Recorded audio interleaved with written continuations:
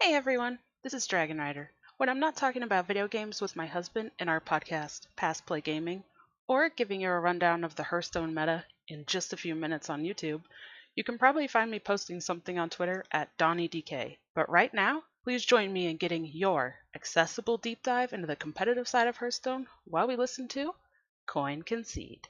Greetings. Hello. Greetings. My greetings. Well met. I greet you.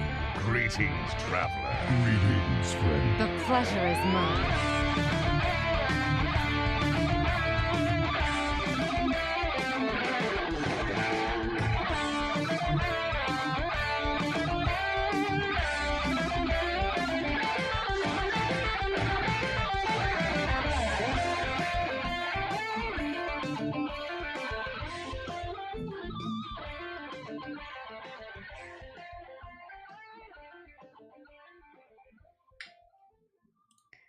Welcome to Concede, the show where I totally don't pick the longest intro I have and then let the bumper play all the way so I can fix videos live on stream.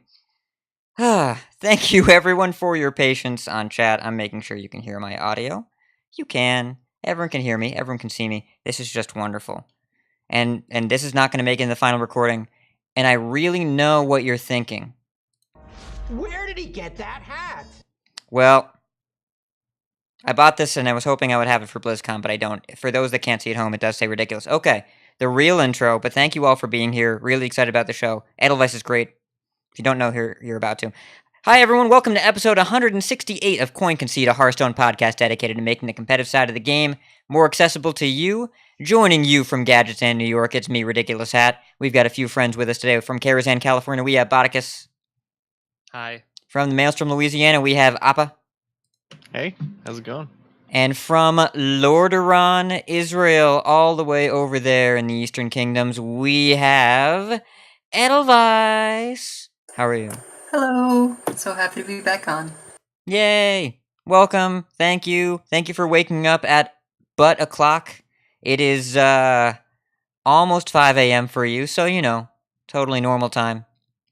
Really appreciate you coming on.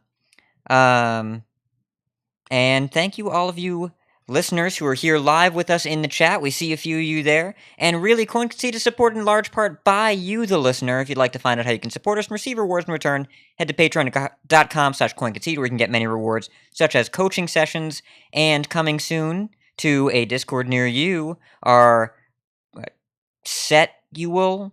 It's every set. How do you say every set? Trimestral? 3 times a year? The consistent and regular Concede Listener League with Rostacon's Rumble cards coming to a Discord near you in the new year. And big thanks to, I'm going to try and pronounce this, Si Zhihong for upgrading his pledge. Thank you very much. We really appreciate it. And Si Zhihong is a regular in our Discord and very tuned into the Chinese tournament scene. Definitely a good person to know. And hey, Edelweiss is here. Appa, would you like to introduce our friend? Well, yes. Yes, I would. What's up, Edelweiss? How's it going? It's going all right.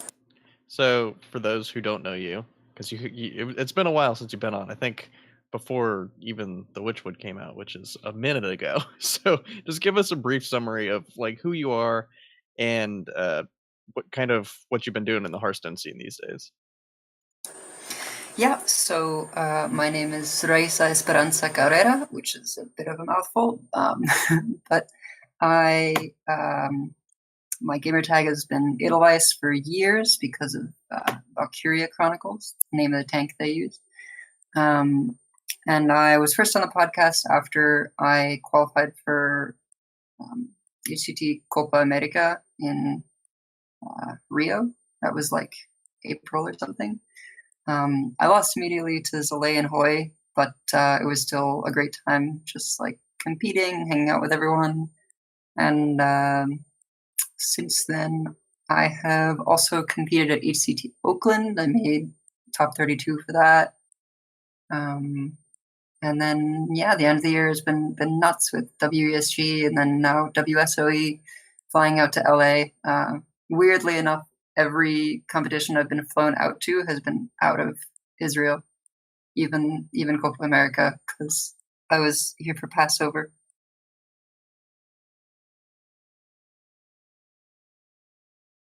How long are those flights? Those are like 14-hour flights. Oh my goodness. Oh. That's a lot. I think I was on a 3-hour flight from Philadelphia to New Orleans, and even then I was just like, this is so long, I just want to get on the ground. Yeah. Yeah, I've gotten used to the long flights, but I will be happy to be back in the States and closer to most things.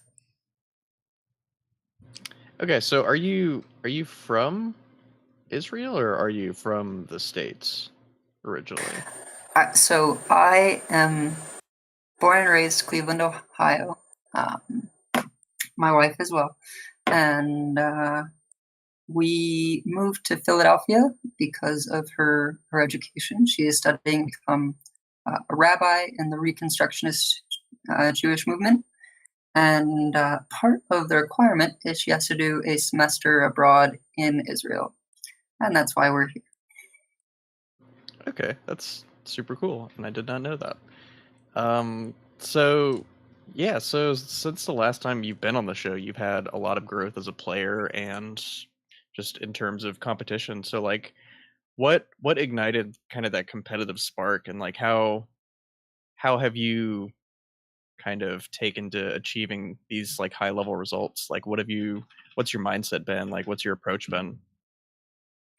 Well, I used to play in a lot of Magic tournaments actually when I was younger. My mom was crazy enough to drive me around to compete. And yeah, I've just always been competitive since like middle school. I used to play 3 different sports. I think it was like tennis, soccer, and fencing. But I really just go into a sort of, keep myself comfortable with Enya. I listen to Enya while I play. I used to listen to dubstep to like, I don't know, keep me jazzed and awake, but it made me play too fast. So I had to tone it down. And I know I'm not the only one that like does that kind of thing. I think when I checked Lay's computer after he finished playing, he was listening to like opera or something, or like some kind of classical music. So I find that helps a lot. I know some people I've heard like they can't listen to music at all, but I don't know. I think that too often, even in tournament like lands, they're not noise canceling enough headphones, and so you can still hear like casters shouting and stuff, and just the music is the best thing for my mental state. That's actually really interesting because whenever I go to tournaments, I usually have like a playlist of like Drake or like rap or something because I listen to a lot of rap. But I think the Brotherly Brawl that I won in April, the entire tournament, I listened to this one band called Ocean's 8 Alaska, and they're like a post-hardcore like screamo band. I haven't listened to them since, so maybe I need to go back to that kind of music. Who knows? Or maybe I'll try some Enya for my next tournament. Yeah, that wouldn't work for me. But hey, you won that event, and I was there, so who knows? Yeah, but that's really cool. Speaking of tournaments and like dealing with casters in a live environment, what's it been like getting used to? Ooh, what? Sorry, Taylor You cut off there. was typing on the keyboard really loud. What's it been like playing on stream and playing in competitions? And kind of a follow up to that, you made the top 4 in the WESG women's tournament. What was the experience like? No. I Patra made top 4. She beat me. I made top 8. Oh, okay, top 8. Sorry. Well, what was that experience like preparing for that and then actually playing in the live environment? So honestly, it was pretty overwhelming. Like the production value of that tournament was real, and I'd never had that before. Like even in Copa America, it was I don't know, it was a lot for me then because it was very new. It was my first like big tournament, but it wasn't that much. It's very intense, like being on stage and having them like make sure you've done hair and makeup before you go on and everything. I found it very overwhelming. Most of my like I don't know, the high performances that have gotten me to that point have been from home. No, WSOE was an exception because it was invite based, but like for Copa America, I played in the qualifiers. The first one I actually went 0-2, and then the second one I went 7-0. And then for WSG, I played in both qualifiers. I actually would have had enough points to like do the playoffs for WESG, even if I hadn't won one of the qualifiers. But then I won the second qualifier, so my like points thing didn't matter, and Ali was in the playoffs instead. Well, awesome. Yeah, I know that I've only been on stream one time in a live tournament. I was in the Brotherly Brawl stuff, but that was completely different because I was in my bedroom playing. But whenever I was on stream at DreamHack, I was playing against Strife Crow, and I was trying to tell myself like this is no different than just like playing at home, but it's totally different. It was so overwhelming because like the entire time I had like the little spectate icon. I'm like, oh god, everybody's watching me. Let's not screw up. And it was just, yeah, just Yeah, no matter how much you think you're used to like people watching you, even if you're a streamer, like a lot of the people in WSOE were streamers. It's not the same as being on stage and like in a competition for a lot of money. And I think Slissa and Ali were very glad not to know in the moment how many people were watching their match. I think it was the most watched match and like peaked at 40,000 viewers or something. So it gets really intense when there's like a lot of people watching and money on the line. Just the stakes just really stack up. Yeah, I think that's kind of what really showcases people's ability to like their nerves and stuff too. Like even some of the like less known players, sometimes they just like have nerves of steel on stage, and they have a big advantage that way because like even some of the more popular players get nervous. But speaking of WSOE, like we're going to talk about that a lot later on, but we had some questions to go through here because I think I know a little bit about this, but how were you selected to play in the event? So I was selected by like a fair bit of luck and also just a little bit of connections. So the luck aspect was that Eloise's visa didn't go through, which I feel bad for her, but it was fortunate for me that opened up a spot. They were very last minute looking to fill this spot, and when they finally posted the sort of Twitter announcement hyping up the event, they like Racy, who's a good friend of mine, had been waiting for them to post it because he had been trying to get me into this event. He was of the opinion, bless him, that there were too many like content creators and that kind of thing at the event, and not enough people who were just like very skilled players. So he wanted Justine and I to be in the event because he thinks that the two of us are like the best female players. And he posted to Twitter immediately something to the effect of like, I really hope to see these two players at the WSOE event. They're two of the best female players right now, and with actual HCT experience, it would be wrong not to have them there. And then the tournament organizer messaged me and said, hey, send me your email. And actually that weekend was really strange for me because the email I got was something to the effect of like, hey, I'm connecting you with Caroline. She's organizing all the player stuff. She'll but the wording was something like we're bringing in Edelweiss as an alternate to fill our last slot. But I like honed in on the as an alternate and not the to fill our last slot. And so for all of like Friday and a lot of Saturday until I got an email with more information, I didn't know if I was playing in the event or not. because I was like, what? Are they going to like fly me out in case someone can't play? I don't understand. And then I got the information and had to like rush to fill out a bunch of paperwork to fly out in like a day and a half. That's awesome. That's very fortunate and also super cool. Speaking of like kind of rushing, I like the nerfs went live. What was it? The night before the tournament? Yeah, so it was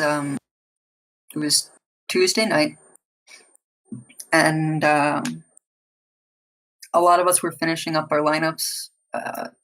Strange format. We'll get into that later, but we had to bring a deck from every class. What's funny is a lot of the streamers actually had people like sending them lineups, and they were like Conquest lineups or something, and they're just like, no, you don't understand. We have to bring a deck from every class, and it's last hero standing. So none of us were familiar with this. It was already stressful enough coming up with the lineup. I had just finished coming up with the lineup with Cora and Dr. J and Ray. And then Cora posts to Twitter, happy with her lineup. She goes to sleep, and like an hour later, I get a message from Allie actually saying, hey, have you seen the Play Hearthstone post? And I'm like, no, what happened? And like, they've never done this before. Just like 11 p.m. or whatever it was, they announced these nerfs. They're going live the next day. The assumption was that it was like either the nerfs were going live then, or they would have had to wait until after all the Blizzard employees get back from their holiday break in like January. So yeah, we just got shafted. None of the prep mattered. None of the like lineups we came up with mattered. And then the people who were, I'm not sure who got it better, to be honest. Like the people that were asleep woke up to chaos and had to figure things out. People who were already awake, we just stayed up late and worked on shit. I think I submitted my lineup at 3 a.m. and forgot Lich King and my Spiteful Druid. So it was it was a mess. Yeah, it was interesting to watch as a viewer, but I felt for y'all. I know I would have been extremely upset if that happened to me before a big tournament like this. Yeah, particularly like Nicolina was pissed because Shutterwalk was one of her best decks, and I think another one of her best decks got the shaft. And like Hafu was just like, honestly, I wouldn't have done this event if I knew the nerfs were happening, because she's an arena player, right? So she spent all this effort to practice standard, and then suddenly none of it mattered. Like it felt like really unfair. Yeah, so how did the tournament end up going for you once you got into the games? Like, did anything stand out in your memory as particularly interesting, or did you have a fun match or a memorable match, or? So I kind of went into things like with a little bit of a like tentatively negative mindset, because I had heard that this format, which was pretty similar to the HGG format, was kind of like just not a great format, that it was kind of strange. But apparently there was a difference between this format and HGG in that it was just like after the picks and ban phase, it was regular last hero standing. Whereas HGG, I think like you got random matchups or something weird like that. The HGG format, the way it worked is after you had your 5 decks for your team, you picked a random order in which you played them each once. And your opponents did the same thing. Like, you got to choose the order, but it was hidden. And both teams got to pick an order, and then each deck was played exactly one time into a blind matchup. Yeah, we've talked about this multiple times on the show before. That would have been, that's nonsense. It was yeah. It was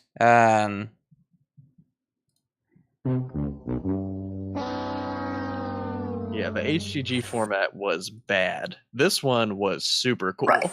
This being just regular last hero standing after the picks and bans was amazing. And honestly, like all of us, like we did a lot of like prep at least for the first day, trying to like figure out ban strategies and stuff. Teebs apparently had a strong ban strategy under lock that she wasn't telling anyone about, except Bloody, apparently.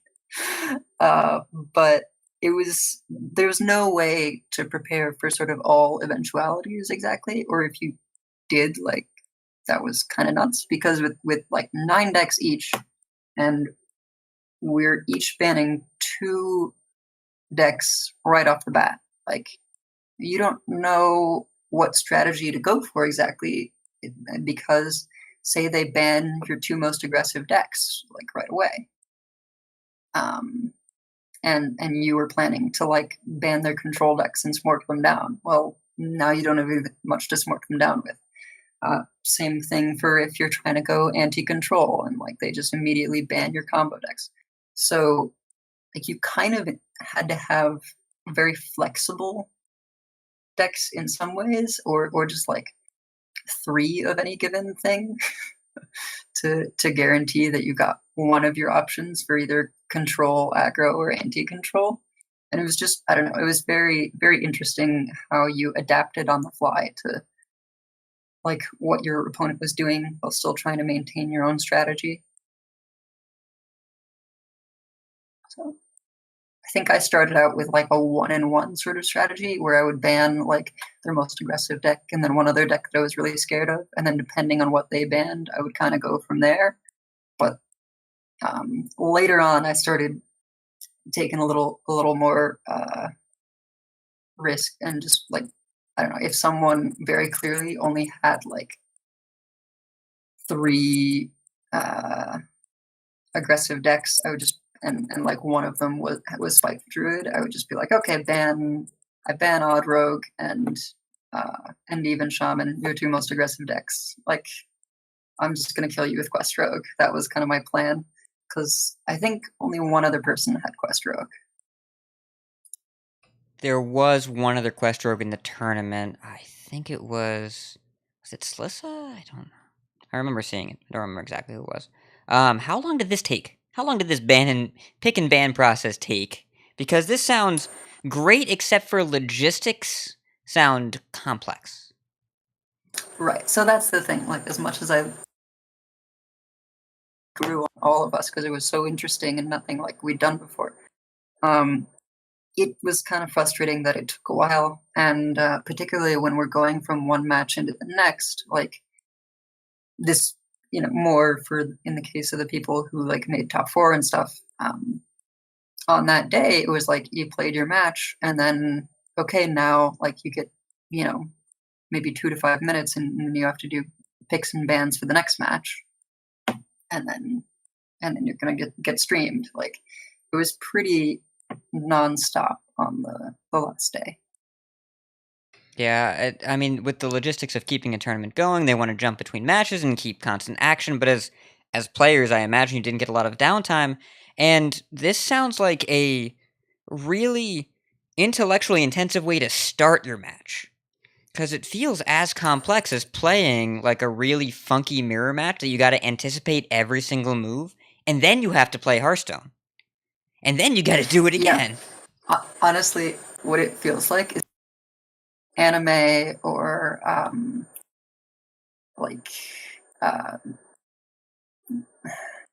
trying to say like action flicks, like Asian action flicks, right? Where you Kung Fu.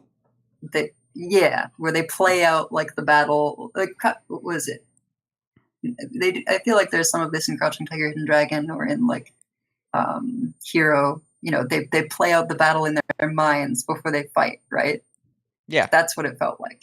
Picks and bans was playing out the battle in your mind, and then you had the actual fight. Like the first Sherlock Holmes, where I was about to bring up the Sherlock Holmes. The first Sherlock Holmes, where exactly he just kind of anticipates everything in super slow motion and talks through the whole thing in a very Robert Downey Jr. voice, and then like speeds back up to normal speed, and then like pow pow pow, and then it's over. Where the slow part is the thinking and not the actual doing it. Right, except now make it where the final fight where they're both doing that, right? They're both kind of in each other's heads. Oh yeah, in the second one. Yeah. Like a lot of us talked about, like, oh, I really felt like my opponent won picks and bans. But I managed to pull through with X deck, and yeah, it played out that way, right? Like I actually, I don't know. I think I felt like a lot of them I won picks and bans, and it was just about like, okay, can I actually execute with Quest Rogue? And like I lost when I couldn't execute with Quest Rogue. That's kind of what it was. That sounds, yeah, because the decks that were available this tournament as well, there were a lot of complicated OTK combo decks and a lot of slow grinded control decks, which I've heard that you enjoy on occasion. And Maybe. when we combine those things with a convoluted, intensive mental game of chess before your Hearthstone game, I imagine that there's probably difficulty in scaling that to a larger size tournament. So it makes sense for 16 people. And how was it? Sure. How was it playing as well against these high level personalities and being streamed by the streamers, right? By this main environment, like the main team. So yeah, I honestly was like, I mean, yeah, I really, really wanted to win. I was very sad when I came home, like once again, like from WSG, like not making it as far as I would have liked. But it was so amazing to meet everyone. We were all just thrilled to be in an all women's event, and meeting all these amazing players, competitors like us. I'm now like a sub in half the people's Twitch channels, and it was just such an amazing experience. Everyone was very polite, and like we all were very, very close, off camera as well. I've never been to an event like this, like, and then also, yeah, highest production value I've seen at any event before. Yeah, so I think the importance of this just being an all women's tournament is just really important for esports and Hearthstone in general. And I kind of wanted to get your thoughts on that. Like, what do you think the importance of this tournament is, and then how do you think perception was affected by it from the nerfs happening like the night before? So I think the importance is really just to allow us to be role models, because I think it's really difficult to get into gaming, especially pro gaming, as a young girl, as a woman. It's just, there's a lot of negativity from some of the guys, and like going to a LAN, if you've never been to one, or if you've never been to a Magic Grand Prix, is extremely overwhelming. The number of people, they're condescending towards you. They expect you to be bad because you're a woman. So these kind of events really just provide the exposure to let us show up and coming women and girls that, yeah, you can play too, and you can be a professional. So then with the nerfs, it kind of was unfortunate, because none of us were going to have as much of our A game with the format just completely turned upside down. Whether it was because your best decks got destroyed, like Cora and Nicolina on Shutterwalk, right? That was their most comfortable deck, I think. Or because like in Hafu's case, she was practicing so much for this event because she always plays Arena, and then even other, like, everyone was practicing a lot on their streams, doing co-ops and stuff to learn decks that were not decks they usually played, and then all of Druid and then 3 or 4 decks were just cut down. I know I was ready to bring Kingsbane because I played way more Kingsbane than Quest Rogue. And so when it was totally shot by that change, I was like, well, I guess I'm playing Quest Rogue now because that's the only thing that replaces it as an anti-control deck. And I did not want to play APM Priest.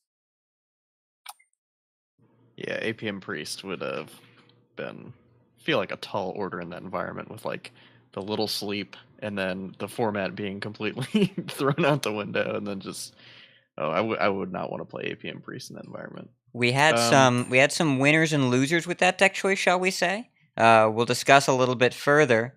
There's one player in particular who I think probably wishes she hadn't brought APM Priest, and another player who did very, very well with it. And we'll get into that a little bit later in the tournament section. Yeah, so personally, as a rule, whenever I go into like a big stream, I immediately close Twitch chat. But I know there was some like controversy with just kind of how this tournament was being viewed, like from just the community in general, and like some stuff going on in Twitch chat. So, do you think there were any differences in how the tournament was treated due to it being all women? Like, kind of, what are your thoughts on that? Yeah, 100%. There are differences. I think I mentioned this a bit before, but yeah, definitely in Twitch chat you could see that there's still a belief by some people that like, what, all women's tournament? Why, right? Like people just don't get it. They like at a minimum level, they don't understand the benefits of it, and then at a more extreme level, there are people that are just like, women are worse players, and that's just like fact to them. And like don't think we should be in gaming at all. I know that like Hafu has been through all of it since the beginning, right? She really was breaking ground for women in gaming and had to deal with a lot of the like get back in the kitchen stuff, right? Like, God, I think there was one that was like somewhere 16 kitchens are missing there. Like, what? Just get out of here. But as bad as it was, the moderators for this event were much stronger than some that I've seen. Like, they didn't catch everything, right? But they were pretty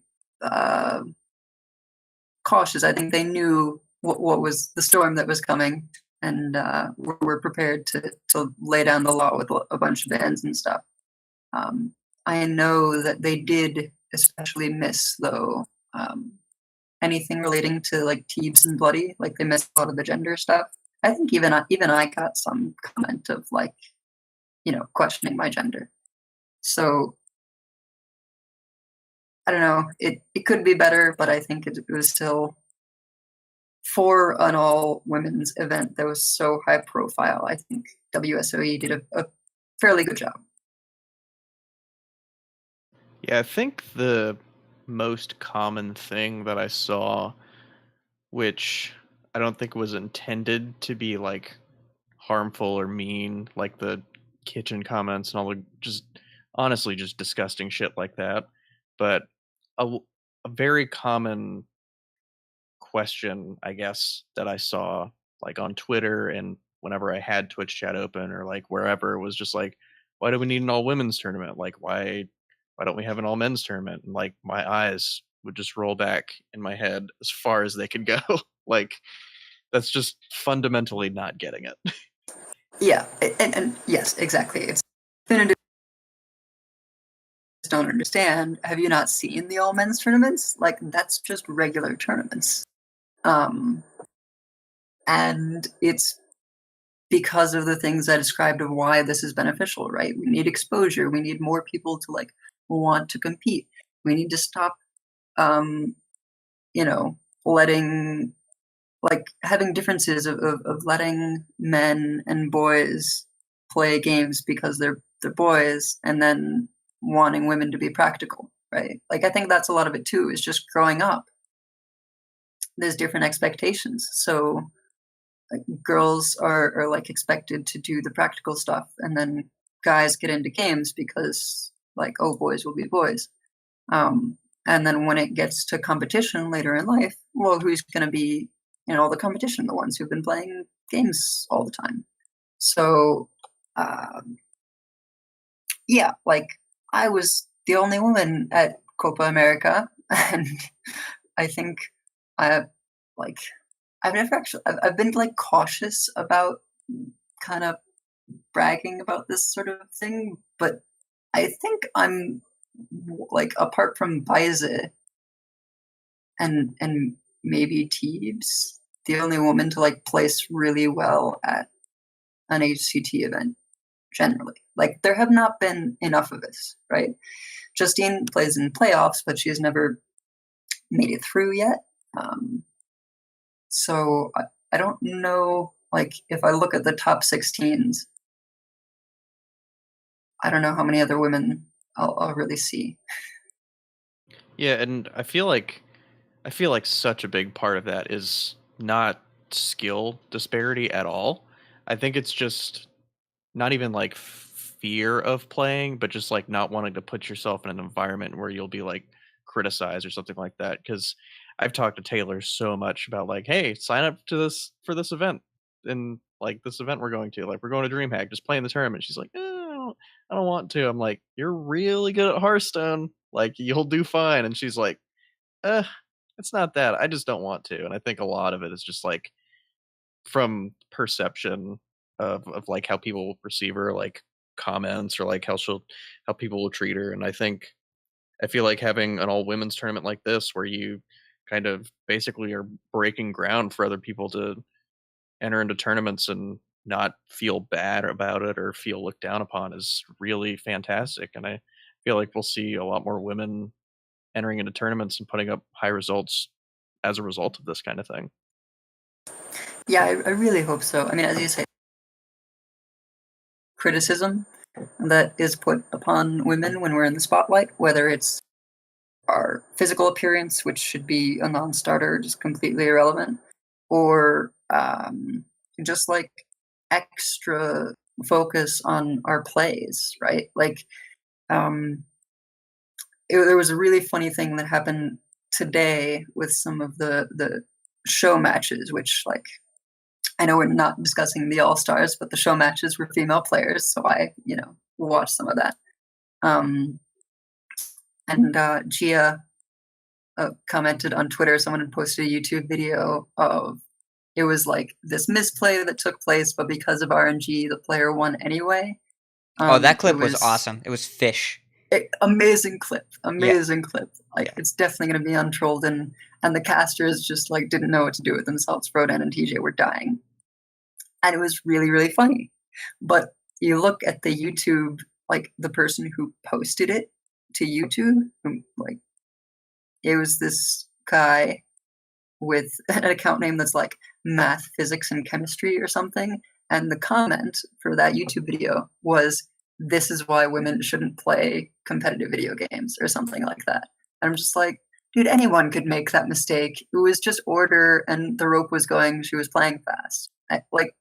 No, it's fine. No man has ever made a silly misplay in any Hearthstone tournament ever. I have a Recful clip, by the way, from, the first Hearthstone tournament, but that's fine. Yeah. I think I don't want to curtail this discussion, but I think it far exceeds the bounds of our already long-winded podcast. So I'm gonna suggest, first of all, if you haven't seen... I'm sorry, Hat. This is what happens when you let me anchor. Okay, hold on. I'm not saying this isn't important. I'm saying it's too important to try and minimize it by discussing it too fast. So I'd rather... Edelweiss, I'm glad you were able to share your feelings on it. I think it's a really, really important thing that happened. But also, in the interest of this podcast being under 3 hours, I think we should kind of give it some final thoughts and then move on to the rest of the show. And yeah, well, now I don't know where to go. I'm sorry, I just popped your ice block and you got one turn. I know, I get it, but it's...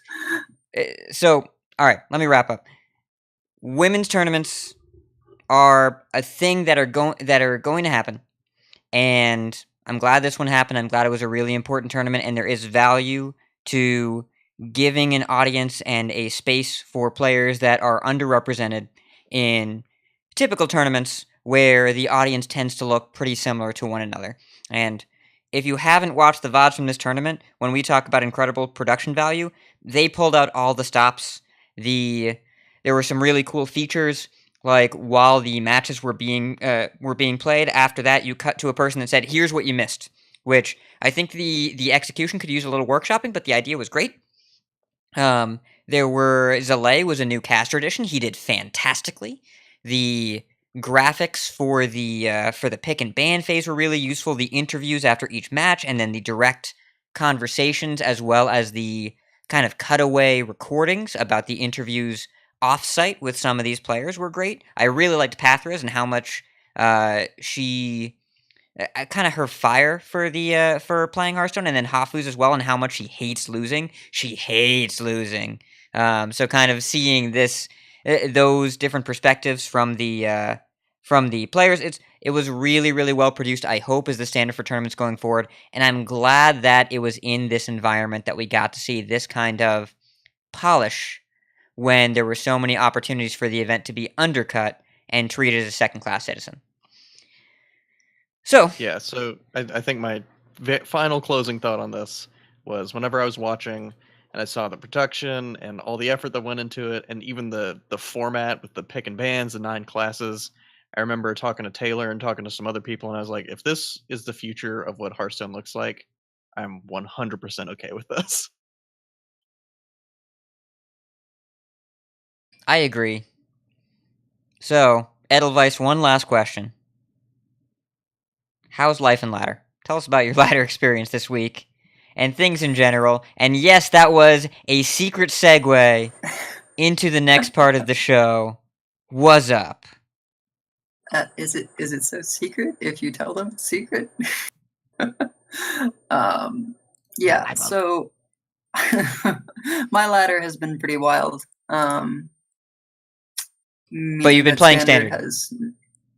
Standard has no purpose right now. Oh. Like I have zero motivation for standard. I hit legend before WSOE, and now I'm like, every time I play standard, I'm like, this is cool. I want to try new decks, but I should be playing wild right now because it's the only thing that matters. And that feels like a parallel universe statement. But there's just like, I'm not qualified for playoffs or anything because I'm not really a points grinder. I just play the tournaments that I can themselves. And we don't know anything about tournaments for next year. I don't even know what format is going to be played. I'm not sure Blizzard knows what format is going to be played. So I don't really have much to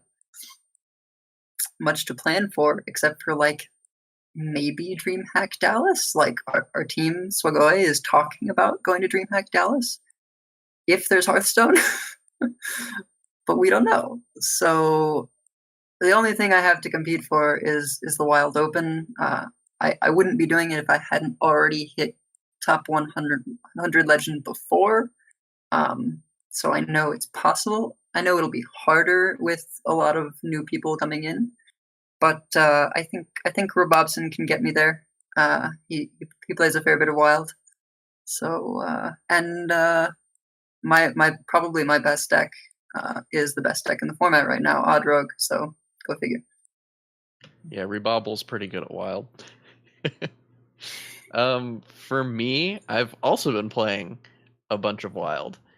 I was ranked 17, I think, which is just months without actually playing the format.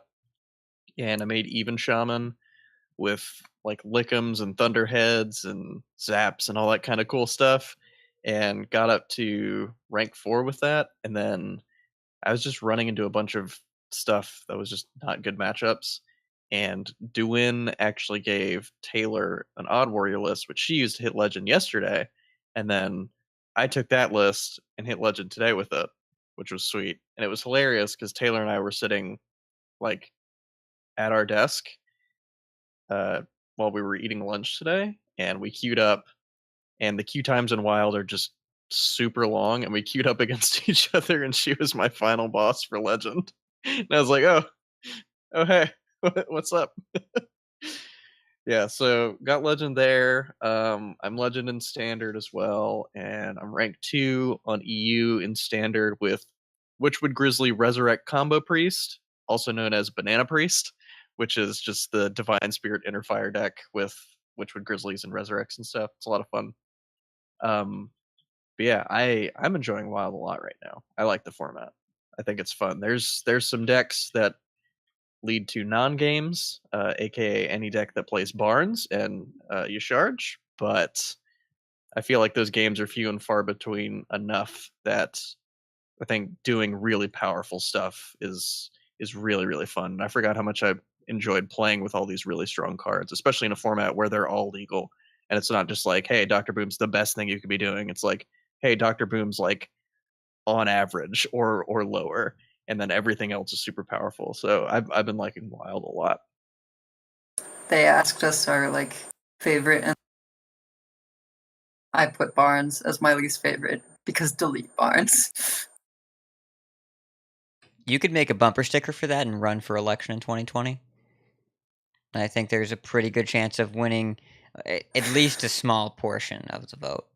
And it's kind of interesting. I didn't think about ladder not literally not mattering, changing how people plan for the new year, because you can go to DreamHack Dallas for not HCT points, and what format is it going to be? That's kind of interesting, because we just don't have any of that information, because Blizzard's new move, the day before the season starts, they have to announce the format or the scoring structure or shut down your league. So none of those are great. So hopefully they get us some information sooner rather than later. Well, I'm glad you two have been enjoying Wild. Bot sounds interesting enough to go last, so I'm going to leave you for last, Boss, unless you want to go now. You want to go last? Okay. So I hit rank 5 today for the first time in 3 months. And yeah, I dropped down to rank 13. I didn't play a ton. I got my card back in November. December, I've been a little bit happier with the game because, you know, they sent Druid to a farm. And did you see? Okay, before you continue, did you see the screenshot earlier of HS Replay and all of the Druid decks, and they're all under 50%? Did you Every also single see Druid deck under 50%? Yes. I'm so happy. Did you also see the screenshot where the most popular Druid deck is Other Druid, which is conspicuously pinned to the bottom of the HS Replay archetype chart? All I have to say is if I'm not getting turn 5 UI'd, I don't care what they did with it. Nuke it again. Deserves to be under 20. I don't care. Get out of here. It's already dead. So the point here is, it's more interesting than it was when Rastakhan's Rumble first came out, except for those first, 3 days.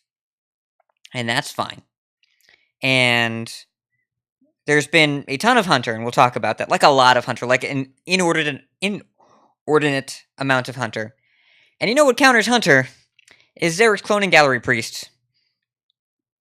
And that deck is super fun to play, because every game is different, and you have to, on a macro level, it is one of the most fluid decks I have ever played in Hearthstone, and that means the games are different, even though I don't really have a reason to be playing ladder other than I want to, so I need the deck to do some work for me to make it fun. Xeric's Cloning Gallery Priest is fun. It is a fun deck, it is interesting, it is hard to play, it is different every time, and you kill people from 30 a lot. And I like all those things. And I was concerned about playing Priest for a while until I did a coaching with Viriatus yesterday, and the number of games that ended by just triple fireballing your opponents, Priest isn't so bad. Anduin just wants to go face like the rest of us. And really, the real Priest was inside me all along. But also, me and Viriatus yesterday during our coaching, I made the mistake. Not the mistake. I made the choice. It was 10:58 at the end of our hour-long coaching session. I said, you know what, time for one more. And we were playing Dragon Mind Blast Priest. And our opponent is also playing Priest and goes turn 1 quest. And we say, okay, well, I guess this session's going over. And then on turn 9, our opponent goes Amara Seance. For those that don't know, Seance, 2 mana, spell, put a copy of it. Choose a minion on the board, put a copy in your hand. So that's an Amara in play and 2 in the deck. We say, okay, this game's going to go a while, but we're ahead in fatigue. And so we go Twilight Acolyte, Cabal Shadow Priest. Our opponent Psychic Screams the Amara back into our deck with 5 other minions. They say, what's going on? Next turn, Benedictus! And so that game went for 36 minutes and I think 34 turns. Our opponent was playing double Stonehill Defender, double Bone Drake, double Weaponized Pinata. No, I am not kidding. In the main deck, on purpose, Weaponized Pinata. Which got a Hemet, which our opponent played after we Psychic Screamed with only 3 cards left in deck to bring them down to 6 cards left in deck.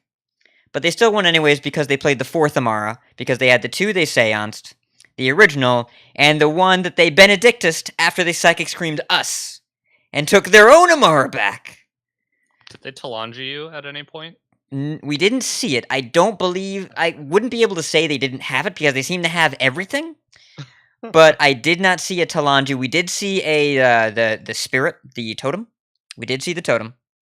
We didn't see it in play. We saw it get burned because their hand was overflowing with cards. It was something. So Viriatus tweeted the replay. I posted in our Discord. If you have like a spare afternoon, feel free to go and watch it. It was definitely a worthwhile extra 40 minutes to the coaching session. And I played against that deck again today. I played against someone that got 2 Amaras, and I was playing Hunter, and I didn't even care. It's just like, I wasn't in danger of dying anytime soon. I just said, it is worth it to me to keep playing out this game I know I'm going to lose to cost them doing this to another person. So I stayed in that game 20 minutes longer than I had to make sure they wouldn't be able to queue up again. Because Priest is about spite more than anything, and that's what I've learned to embrace. Well, it's not anymore. The spiteful hasn't. It's not full of spite. There's just enough spite. Just enough. Look, if there was not a Talanji in the double Seance Amara weaponized Pinata deck, I'm not sure I want to live on this planet anymore. Okay. I don't know what happened. It's no idea. I couldn't tell you what was going on in that game, other than Viriatus got a positive friend request after because that game was absurd. I opened the replay and saw 34 turns and was like, I can't do this. No. This is before the podcast. I don't have time. Yeah. I tagged Wicked Good, and he opened it at work, saw the number of turns, screenshot it, pasted it, closed it, and says, I'll watch this at home. So it's been an interesting time where Priest has been the source of most of my joy in Hearthstone. Also, North is South, Black is White, and I want to get back to my home dimension. Bodicus, you have a story time for us. And Hat is Priest main. Yeah, well, I learned it from watching you.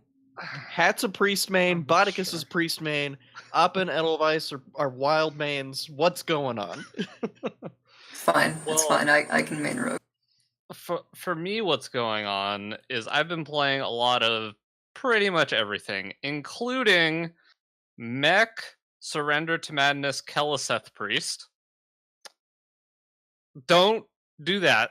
I built that deck, and I recommend not doing that. I did win the game that I played. Well, I played 2 games with it. I won the first game that I played with it with some very large minions because I coined out the Surrender to Madness on turn 2 and then played Keleseth on turn 4. So all my minions were very big against a druid who was playing 3-mana Wild Growth, and it was taking them a little while to get going. So all my minions were very large for the entirety of the game. Hold on. So your deck functioned in the 3-mana against 3-mana Wild Growth. 3-mana double Stone Rain myself is good against 3-mana Wild Growth. That is the most. I don't know if is there a better word for.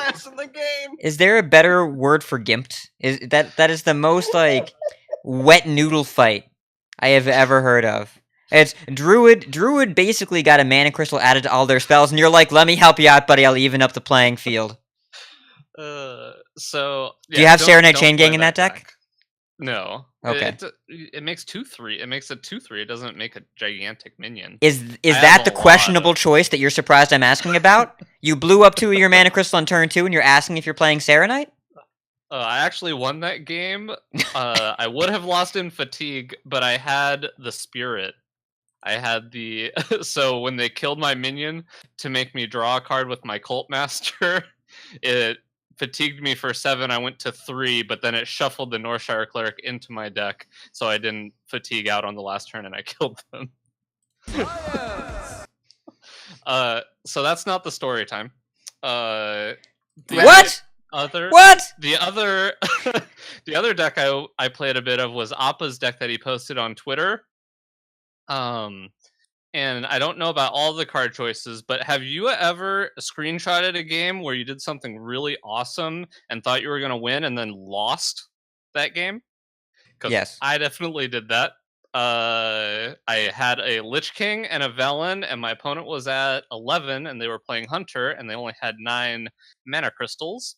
And then they coined Zul'jin, and I died very, very quickly. Also, not the story time. The last story time was actually, I posted this a bit in Discord, but I was playing Odd Warrior to finish a quest, and I saw my opening hand, and it had an Azalina in it, and I did the Appa stare, and I looked my opponent in the eye and said, "You're not an Odd Paladin." And I said, "You're OTK Paladin, I'm keeping this Azalina, and I'm going to steal your Uther and kill you with it." And eventually, towards the end of the game, I had lethal through many different ways. I play my sequence was like turn 5, shuffle a pack into my deck. Turn 6, play a 3/6 that shuffles a 6/9 into my deck. And then Dr. Boom, which was just 7 mana, give all my mechs rush for the rest of the game. And then Azalina your Uther, play Uther, and then eventually I also got to copy a bouncer, so I had a 4 horsemen in hand, 2 in play, and a Spike Ridge steeded minion. But if they had ever had a horseman in play that was not one that I had in play, then I could have played the one from my hand, facelessed theirs, and then hero powered to kill them. Or I could have just played the Swamp King Dread that I got from the pack, and then they couldn't combo me out. So I had lethal a bunch of different ways, and that game was sweet. That was my favorite game. Sometimes you so just have the happy. soul reads that they're OTK Paladin. Oh yeah. You just look at them and you're like, you ain't got it, and they don't have it. Oh no, they had it, and that's why I won. See, you would have kept that against me. And I would have lost. Turn 9 Mechano Egg cube with Umbra in play. Oh no. Oh yeah. I would have died. But anyway, that was my story, was keeping Azalina in the opener and then killing them with their own Uther felt really good. I enjoyed that immensely. And then somehow I queued up again against another paladin who I believe was OTK, but they just conceded to me on turn 5, and I have no idea why. Because I was playing Odd Warrior, and there was no chance I was beating them unless somehow I drew Azalina that game. So 2-0 against OTK Paladin as Odd Warrior today feels good. Well, I don't understand. We're halfway through the show, and I'm already pretty deeply confused as to how our lives got to this point, but I'm grateful for it. It's Friday night. It's great. Everything is great. Odd Warrior is beating OTK Paladin, I guess. Let's do the news. Want to do some news?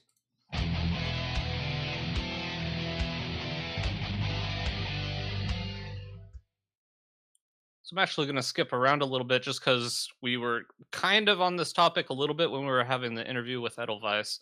But Blizzard is making an effort to help clean up Twitch chat coming up in Overwatch. So we have an article here that was on Polygon, and so coming up for Overwatch League, they're actually going to have to attach your BattleNet account to your Twitch account, so in order to be able to participate in chat during Overwatch League. So I thought this was a pretty cool article. Hat brought this up in our little show chat, and seems pretty cool. What do you guys think about this? Do you think this will help any of the issues, or at least is this at least a good effort by Blizzard to try to get some of these issues in a better spot than where they're at? What do you think, Edelweiss?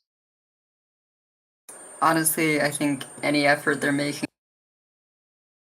I think for so long it's just been, like, Twitch chat has just been something that people are like, oh, Twitch chat's Twitch chat. Like, what are you gonna do? And we've been calling for better moderation for ages. I know it was something Toast the Badger really called for, particularly with, in her case, Dream Hacks. Yeah, I'm just happy to see they're making some effort, even if it's starting with Overwatch. Doesn't surprise me. That's kind of Blizzard's baby.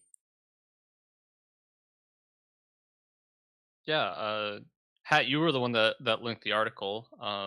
This seems just like a really good good move by Blizzard. What, you kind of agree? I agree that more effort towards the obvious problem of Twitch chat being Twitch chat, which is a sentence that we all just say, which sounds an awful lot like boys will be boys, is something that needs to be addressed. I don't know if the people that are bent on being toxic are going to be dissuaded by their identities, because if they are proud of being misogynistic, then it doesn't matter whose name is on it. But it's something. And I hope that Real ID helps here and doesn't cause problems, because it might. I don't know if it makes people easier to dox or something, but anything is better, because the litany for Twitch chat for people that want to enjoy the event say, oh, it's just like loud and mean cheering at a sports event, just close the chat, right? Whenever you want your friends or family to watch Twitch, close the chat.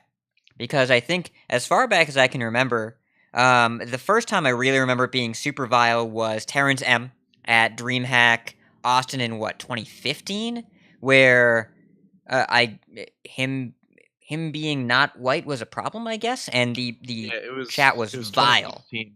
Yeah. I remember because I was there and I didn't see Twitch chat, and I'm Yeah. so glad I didn't. Yeah, But I 'cause remember it just being completely heinous. his family was watching, and they were repelled, and it really just paints the entire scene in a really negative way. And the only way to make esports palatable right now is close Twitch chat, and for that to be the solution of just ignore the people that are saying these awful things can't possibly be the answer. So I don't know if there's going to be some way of changing Twitch chat or even removing it, and maybe just closing it by default, having it be opt-in instead of opt-out. But this is effort from a major company that is recognizing the problem. I am very appreciative of that, and I'm glad that moves are being made in this space. I don't know if this is the move, but it is a move, and an indication of effort matters to me. Yeah, didn't League of Legends at some point do something similar to what you were just saying, where they turned off all chat, where all chat was not default turned on? You had to opt into it.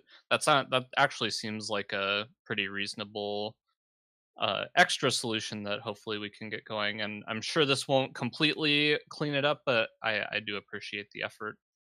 I guess another topic we were kind of discussing, a big thing with Appa and Edelweiss playing Wild, is that the Wild Open kind of, I guess you could call them qualifiers, are happening. Basically, if you reach top 100 on Wild Ladder, I believe it's this month, right? That's why. Next month, January. Next month of January. Okay. In January. Yeah, everyone's just playing right now, so they reset to 4. Oh, okay. So it's easier.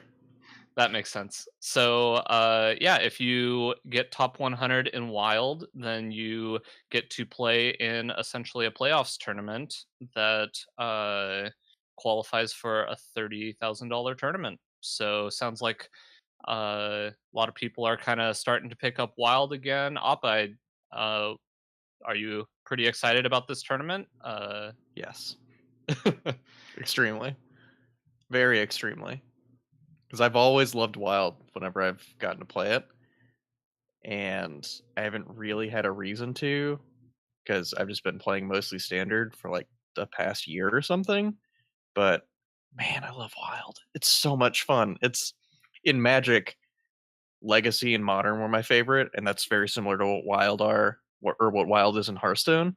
So I love playing with powerful cards and just having really powerful games. And like sometimes there's non-games again, like I said earlier, but the close games that you have where you're just throwing big haymakers back and forth and you're just like game planning against all these really stupidly broken effects. It's so much fun to me, and I'm definitely going to try for the top 100 to get to the Wild tournament because I really think I can with Shaman being so good in the format, and yeah, I'm just excited for it. I'd really like to do that. Has Rastakhan's made any sort of impact on it, or is it more the recent nerfs that have had a bigger impact on Wild? It's a mix of nerfs, and Rastakhan's has done a little bit. Sharkfin Fan is real good, if you weren't aware. And that goes in what? I was gonna say some feelings on that card. Not a fan in Pirate Warrior. I'm taking Control's side on this one. 2 mana 2/2 is just not good enough for that deck. Okay. I could see that, but the deck I was actually going to talk about where it is pretty good is actually the High Priest of the Call Paladin deck, which plays like Blood Claw and the Call and Molten Giants and all this kind of random stuff. It's close to as good as Odd Paladin, I would say now, because they lost level up and the only payoff they really have is Quartermaster, which is good, but yeah, that card's impressed me every time I played against it. But a lot of it is just a mixture of the nerfs and some stuff that came out in Wild. I think Kingsbane definitely took a really big hit because that was just one of the best decks in the format, like not close whenever Raiding Party got printed. And the nerf to Leeching Poison is massive for the deck because it would just play Leeching Poison on 2 and then just make a gigantic Kingsbane and then you just lost. Yeah. People have adapted though. Convinced to go for this, and she got some help from someone who was on the Tempo Storm like Wild Meadow snapshot. I think it was like Tezmizit or something. I'm probably saying that wrong. But he recommended a deck to her that's just like an aggro Kingsbane rogue deck, and Seeker's Sharp Sword Oil is real good. You kill people pretty fast, and super satisfying when people play Barnes and you just sap what comes out. Yeah, that deck's impressed me too. It just plays Kingsbane as the weapon and then just plays the pirate package. I lost playing as Even Shaman, which I felt was a good matchup for me, but my opponent, I think on turn 4, prepped Myra's Unstable Elemented, and then I was like, oh, okay, I guess I'm dead. And then I was like, okay, you're gonna start fatiguing, and then they broke Kingsbane. I'm like, oh wait, that's a thing. Never mind. So you're telling me there's an aggro pirate Kingsbane rogue and Wild. Get into this format, Boticus. Thinking. Yeah, it's honestly I think it utilizes better than any other deck just because you have that backup of okay, well I break Kingsbane, so I'm not fatiguing. Okay, that's pretty cool. The last little note we have here. Wait a minute. Hold on. Go. I looked up this Paladin deck. There's a Molten Giant in here. There are Molten Giants. To mention turn 3 high roll, just turn 3 8/8. Yeah, sometimes you have games where you play High Priest of the Call and then play 2 8/8s and then your opponent loses. There are 8 1-drops, 8 2-drops, a Divine Favor, a High Priest of the Call, 2 Musters, 2 South Sea Captains, 1 Consecration, 2 Call to Arms, Sunkeeper Terram, double Sea Giant, double Molten Giant. What is this format? What's going on? I lost a game 2 days ago where I got my opponent to 9, I think, and they went Glinda Crowskin, 6 Molten Giants. Play this format. It's so good. That's not okay. I'm not okay. Wait, was it an even lock? I'm yes, okay with it. It was even luck. And they just went, Glinda, make 6 8/8s. And I was like, can't beat that one. Fun fact, even luck. And ramp out Molten Giants. Who is that fun for? I don't know. It's fun for the odd one. I lost that game and I thought it was fun. Shield slam a Wrath Guard for 27 damage and kill them. Oh, wait, what? Wait, hold on. Say that again. Say it again. Sorry, Wrath Guard is the 2-mana 4/3. No, I know what it is. Say that Yeah. again.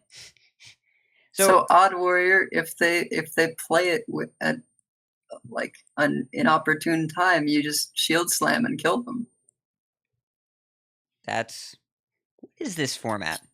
Just 20 plus armor, shield slam your Wrath Guard, you die. Wild is sweet. Yeah, and Bodicus, I linked you the Kingsbane Pirate Warrior deck.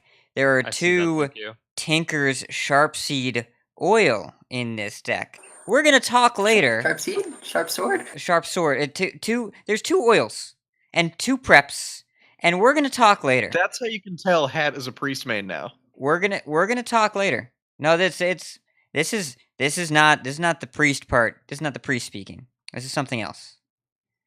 Save it for explanations. No, save it for after the show so I can ladder with this. What's next? So the last little item we have here is just a pro scene point update. Just wanted to give a quick congratulations to the 2 players who were able to earn 3-star master. That's Hunter Ace and Just Sayin, with a small condolences to poor Fino, who fell just short at 196 points.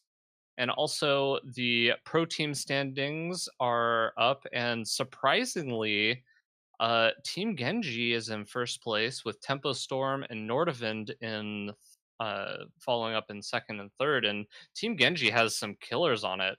Not necessarily names that you just hear all the time, and maybe that's just because we're American, but it's got some killers. All of them just must have got a ton of points in the last season. I know Monsanto's on the list with Swids, and I saw the last name too. Psycho are all on that team. So kind of a crazy end to that, because I remember that for the longest time Tempo Storm was kind of at the top of the standings, but looks like they were able to Team Genji kind of took it over. Anybody have anything to add about that, or should we just go right into the tournament section? 4 points for Fino, which was a top 32 finish at either HCT Philly or DreamHack Sweden, which he was told wouldn't count. Yeah, which he specifically did not book flights for because he was told they didn't count, and then JK, they counted towards Masters. Not a huge fan of that, but I suppose it is what it is, and they won't have the opportunity to make that mistake again on Team 5 because they're not doing Masters anymore. I'm going to post an article in Twitch chat in the show notes. Team Genji's kind of reviewed how they got to first place and what they did to work together. It's a pretty cool article on teamgenji.com. And their team is Seiko, PNC, Monsanto, Swids, Kaiku, Sintalol, Devzi, Viper, and Rosti. That is quite the roster. So I'm not super surprised they did well, but it's, yeah, I didn't see them coming to take the first place spot, so props to them. And, yeah, we can talk about tournaments if you're ready. You're ready? Let's do it.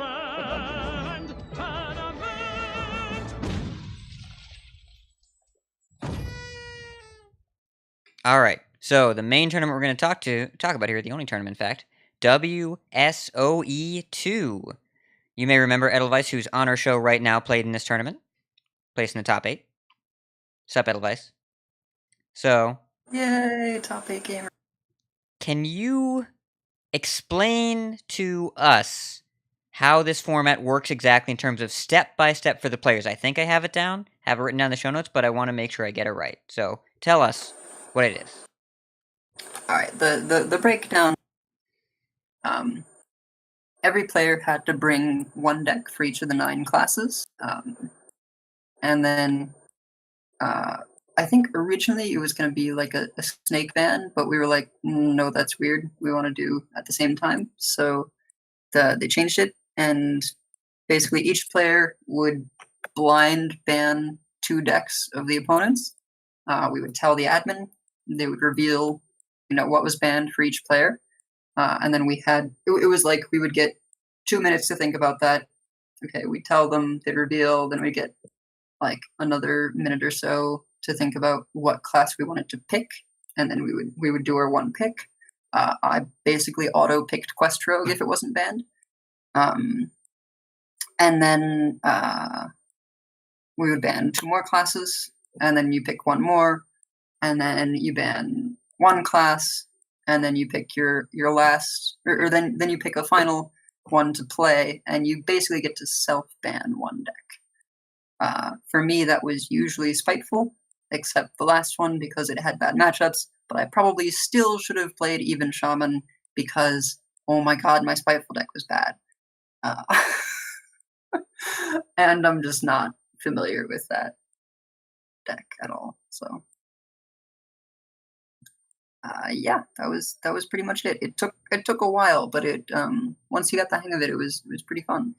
Yeah, I think there's so much strategy that goes into decision making here, and the casters we're talking about a bit. Admirable broke it down really well in the finals pick and ban phase that they were talking about, where kind of after every round of decisions, you have to go through so many permutations of what's left, what do I do now, what do I have versus what my opponent has, how do I pivot based on her decisions. What decisions did she make in the last round? What decisions did I make? What is she going to anticipate? And there are layers and layers and layers of decision making here. Combined with, we'll talk about this a little bit in the meta, you have to have decks that you also want to play for all 9 classes. And there was kind of a large problem that every player had this tournament. It was called Malfurion, or what's the Lunara. It could be either problem. One of those 2 problems. But Too soon. It's JK, not soon enough. Nuke it again. There's a middle ground between the 2 things that you said that I'd like to occupy, but I understand we're not about that here in this show. So, Gia took it in the finals over Cora, our Cora, Songbird Cora, co-founder of this show. We're very proud of both of them. Gia's been on the show once before, and Cora is awesome, and both great competitors. Love that it's the female caster finals. Slissa and Pathra made it to the top 4. Ali, Teebs, Edelweiss, and Chandyland were in the top 8. And then to round out the rest of the tournament, we have Arya, Karakute, Nicolina, Nasil, Bloody, Skarakai, Hafu, and Salty Monkey. So, pretty star-studded tournament. Definitely leaning a little bit into the content creator side, but there are some really strong players here. And some of the really strong players are also really good content creators. So, the tournament meta, kind of hard to break down because we had 154 decks for 16 players, so I'm not going to go over all of them. That seems unreasonable. 144. 9 times 16. 90 plus 9 times 6, 54. 144. 144 decks for all players. That's too many, so we're not going to go over all of them. There were definitely some decks and some classes that seem like this class is about as solved as it's going to get. If you're playing Mage, you're probably playing Big Spell. If you're playing Warrior, you're probably playing Baku. There are a lot of archetypes that really only had 2 major choices. Warlock, even versus Cube. Shaman, aggro versus even. Paladin was even versus OTK. A lot of, again, gray mains going on there. There was a good bit of variety in Priest. There was obviously variety in Hunter, except for in the ban phase where there was a lot less variety. Except in the finals. We'll talk about that. And Druid was kind of the hinge point of the tournament because all the decks were bad. So you got to do something a little different. So both players in the finals, Gia and Cora, both players had Cube Hunter, Big Mage, Odd Rogue, Even Shaman, and Odd Warrior. Gia's last 4 decks were Spiteful Druid, OTK Paladin, APM Priest, and Even Warlock. And Cora had Token Druid, Even Paladin, Xerix Priest, and Cube Warlock. We're going to run through the picks and bans. I understand if this sounds dizzying over audio, imagine how it felt for the players, but we're going to talk about it. So, first round. This is the ban phase. Both players are banning 2 decks of their opponents. Gia bans Cora's, Xerix Priest, and Odd Rogue. Cora bans Gia's, APM Priest, and Cube Hunter. Gia makes her pick. She says, I want to play Odd Rogue. Cora makes her pick and says, I want to play Even Paladin. ban phase again. Gia bans Cora's Token Druid and Cube Warlock. Cora bans Gia's Even Shaman and Odd Warrior. Gia says, I want to play OTK Paladin. Cora says, I want to play Cube Hunter, which is still on the table, which sends a very clear message. Gia built her lineup to build Hunter. That's 100% what she did. Then the ban phase, the last ban. Gia bans Cora's Even Shaman, and Cora bans Gia's Big Spell Mage. They got 2 decks left. Gia says, I would rather play Spiteful Druid than Even Warlock. And Cora says, I'd rather play Big Spell Mage than Odd Warrior. Kind of interesting how this all how all the pieces fell here. I don't know if this is kind of a typical pick and ban lineup, because even talking about it here, I'm having trouble following what's going on. And I imagine the players had a lot of trouble following what's going on. But it's interesting, both players banned Priest right away. Gia leaving Hunter on the table for 3 rounds, 2 of which were double bans, 100% had to be part of a core strategy. There's no way it wasn't. And you kind of look at the decks that were left up. So the OTK Paladin, generally pretty okay against Hunter. Not perfect, generally pretty okay. Spiteful Druid, I have no idea how it plays. I don't think anybody knows how it plays. Odd Rogue against Cube Hunter, really favored. For sure, definitely favored. And, I don't know, it kind of worked out. It obviously worked out in Gia's favor. Edelweiss, what were you looking for in this ban process, and can you see any strategies that kind of stick out from either of these players' bans? I know it's kind of tough to read written down here, but what stands out to you that you think were their mindsets? Yeah, so I think Gia and I thought process but different approach. And she hers actually was a little scary for me because she picked Odd Rogue first as well. I also left up Hunter with the intent of taking Quest Rogue first and kind of like baiting people into taking the Hunter. And then Gia didn't take the Hunter for a while. She immediately picked Odd Rogue, and I was like, oh, well, this is how we're doing things. All right. So, yeah, for sure, I think she was targeting sort of the slower popular decks. Yeah, that Odd Rogue, I think she first picked a lot, just because of the prevalence of certain anti-control decks, and it was really scary, as we saw in the last game. And we will talk about her Odd Rogue in particular. I think another reason that she picked it, she is very comfortable with Odd Rogue and very, very good at it. Really, really skilled with it. So it worked out. She ended up playing Spiteful Druid, Odd Rogue, and OTK Paladin. That was her winning lineup over Cora's Cube Hunter, Big Mage, and Even Paladin. So interesting how it ended up working out. And we want to talk about a particular game. Game 4 is one of the best displays of aggro resource management that we've watched. Want to point out, the way the game fell, I think the losing player had some opportunity for the game to go a couple different ways. And I think there were some plays where different decisions, just small decisions, could have led to major outcomes. But the winning player really, really managed their resources well. So, and this was in the finals. Game number 4, Odd Rogue versus Big Spell Mage. And this was an amazing series. The phrase "flooped Alana Dragoncaller" was used in Game 3. And so, if you've never seen Alana get flooped, that sentence makes me uncomfortable. I'm not going to finish it. So, Odd Rogue versus Big Spell Mage. Gia's playing the Odd Rogue. Cora's playing the Big Spell Mage. Now, Gia has a really slow opener. Her hand is bad. Her hand is really bad. Turn 1, nothing. Turn 2, dagger you, pass. Cora going second. Turn 2, Raven Familiar, get a Blizzard. Turn 3, Ornery Tortoise comes down. He is angry. He is a turtle. Voodoo Doll gets played. But Gia, she shows that she's played a lot of Odd Rogue before, because her play on turn 4 is, you have a thing that kills my thing? Dagger, deckhand, cold blood, face! You take 11. 11 damage straight to my heart. Because that's what you do with Cold Blood. You go face. And the logic of this is 1 mana deal 4, on turn 4 it does the same thing as it does on turn 10, so let's just play it now. I appreciate that. Now her hand is garbage. Fungalmancer, Vilespine, Myra's Unstable Element. That is her hand. And Cora's next top deck is Jaina, Frostless Jaina, which is historically very good against weapon-based aggro decks. So, after clearing that board, because a deckhand dies to the Mage Hero power, Gia makes the saddest play ever of turn 5, Tempo Vilespine pass, which is never a good feeling. You don't want to be playing 5 mana 3/4 not kill a thing. Now next turn, there is a deckhand and there's a Fungalmancer.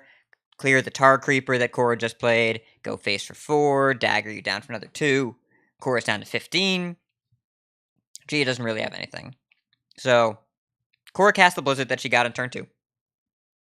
Gia only has a 4/1 deckhand. So, she goes. Dire Mole. Argent Squire. Myra's Unstable Element.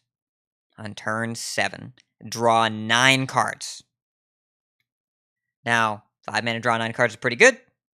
And as we can expect, if this game goes for long enough for fatigue to matter, Gia was going to lose anyways. The hand drawn ends up not being super great. Firefly, Dire Mole. Argent Squire, Deadly Poison, Henchclan, SI, Vilespine. So, there's kind of charge with the double poison and the SI. No deckhands, no cold bloods, no Leroy. But just a lot of 1-drops. Double Henchclan, decent pressure. But Cora's only down to 13. She's down to 13, it's pretty low. And her hand's kind of awkward. There's no board clears in her hand. There's Coin Jaina in 1 turn, but this is turn 7. She has to wait till turn 8. She can Geddon, but that kind of makes her vulnerable. She takes damage. She doesn't clear the entire board. She's vulnerable to what she doesn't know there's no Leroy. She can Voodoo Doll and Ping, but again, that leaves her kind of vulnerable. Or she can make the play that she ends up making, Artificer, Polymorph, and Ping. Gain some life, manage the board, just stay alive, full defense mode. And Gia has a really tight window to close the game here, and she has to say, I don't know that Jaina's in hand, but if it is, I have to close the game right now. And, she's in fatigue, drew 9 cards on turn 7, emptied her deck. So, she actually hedges her bets a little bit here. Dagger, Henchclan, Argent Squire. Dagger down your 1/2 Artificer. Go face. Bring Cora down to 15 life. Cora top decks a Flame Strike. Gia gets full cleared. And Gia is really glad she hedged. Re-dagger. Double poison. It's a 6/2 dagger. Henchclan Thug, number 2. Firefly and the corresponding elemental put you down to 9. But Cora has been holding a Gluttonous Ooze for that 6/1 deadly poison dagger. And Cora top deck Zilliax. So, clear one of your things. I think it was a Firefly. Gluttonous Ooze your dagger. I'm at 18. It's turn 8. And I've got a top minion up. She is fatiguing for 3, but she says, you know what? Dire Mole, Vilespine your Zilliax. Hit you for 8 with the dagger, and the minions on board put you to 10. Cora bumps the Ooze into a 1/2. She plays Jaina, goes up to 15. But the board is a 5/5 Henchclan, 2 mana dagger, 2 Fireflies, a Vilespine, and the last 2 cards in hand are Flame Elementals to activate combo and an SI. Attack for 2, bring the Henchclan up to 6. Attack for 6, that's 8 damage. Attack for 2 more with Fireflies, that's 10 damage. Attack for 3 with the Vilespine, that's 13. Flame Elemental, second to last card. SI last card, exactly 15. The turn before you get to attack with Jaina.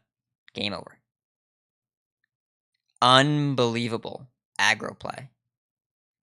The turn 7 Myra's Unstable Element for 9 cards was outstanding, and I don't know if it was a play that I would have had the gumption to make, but it just shows how practiced Gia is with this deck, and her skill with Odd-Rogue won her that tournament.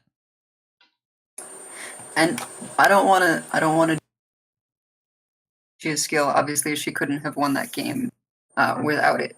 But I would like to provide a little insight on what was going on in Cora's mind, because I know certainly in chat and other avenues, she got a little bit of flack, like, oh, she could have won that game, because, you've described Gia's perspective, but in her hand, when she top decked that Xiliax, she could have, say, gone in Ooze, and instead of hitting with Xiliax, played Voodoo Doll Ping to kill the Hench Clan Thug, and it would have cleared more damage. Or people were saying final turn, if she played Lich King, right, that would have stopped it, or played Voodoo Doll plus Geddon, right? So people are barraging her with all these plays she could have made to win that game instead. But I think what people don't understand, don't realize is, unfortunately, as good as they were about a lot of things, WSOE, Cora could hear when the casters got especially loud. But she would not know what they were being so loud about. And so if you want to get into Cora's head before this game, she's up, 2-1, right? She offers Gia a split, and Gia says no. And so already she's thinking like, holy shit, this person is so confident that she's not accepting a split when she's down. And I have a favorable matchup of Big Spell to Odd Rogue. And then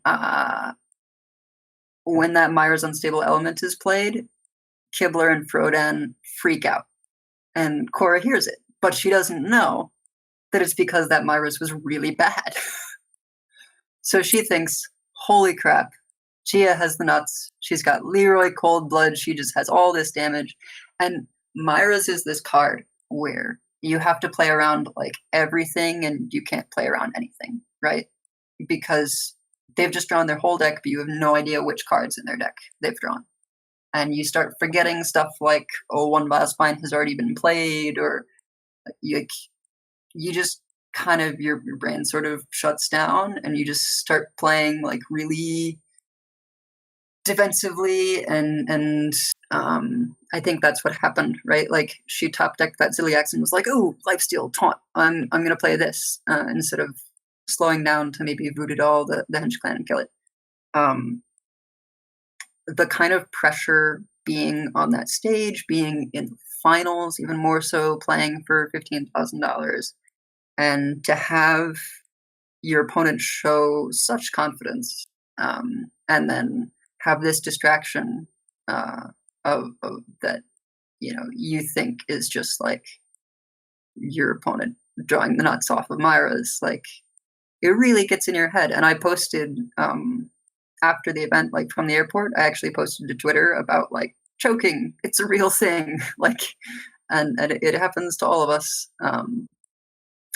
And I don't think it's something to be like too ashamed of. It sucks, but like, as much as you're on screen for casting or for streaming, it's not the same as a high stakes match on stage with thousands of people watching you.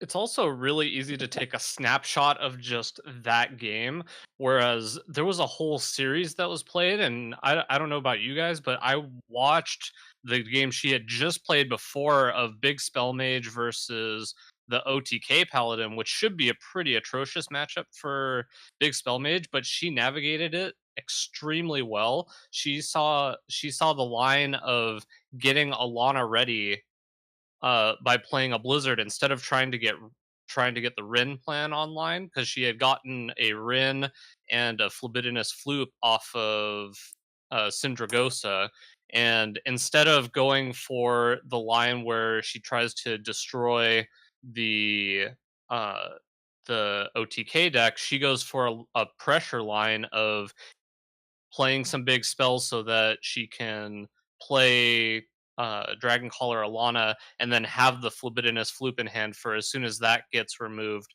she can just kill the OTK deck right away.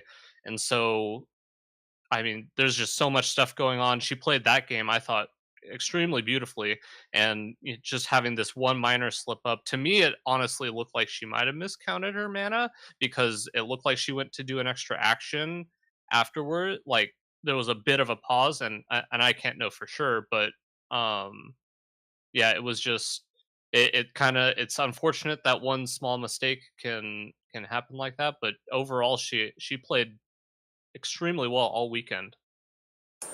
Yeah, absolutely. I think that, yeah, if you want to see quality odd rogue play, see how GM manages her resources in that game, but if you want to see an insane turnaround of an unfavorable, yeah, for sure that's the one to watch. Game 3, Cora beating Exodia Pally with the big spell mage. And I remember being with the rest of the players watching this match, and everyone was like, "Ah, what's she doing? She's gotta play this Rin, get these seals going." I'm like, "Nah, she's just gonna kill her." Like, I was counting in the clears. Like, Exodia Paladin has some of the most powerful clears, or Control Paladin in general, but they're very limited.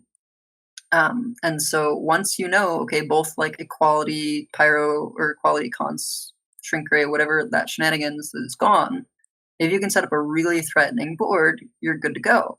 And Kibler said it very well on the casting desk. He said, I mean, yes, we can see she has Fluke to Dragon Caller Alana again, but the way she was playing it, she was going to win with that first Alana. Like, it was enough.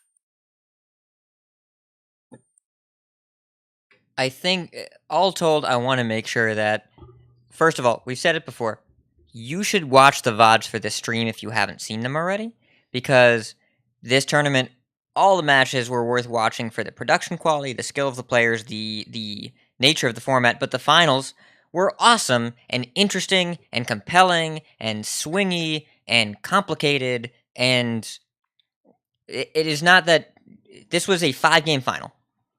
And you don't get to the finals by being bad. So, Cora played really well, deserved it.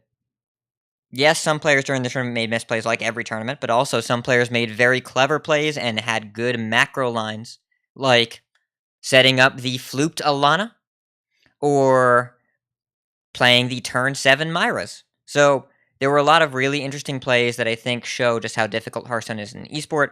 Would strongly recommend going to check it out.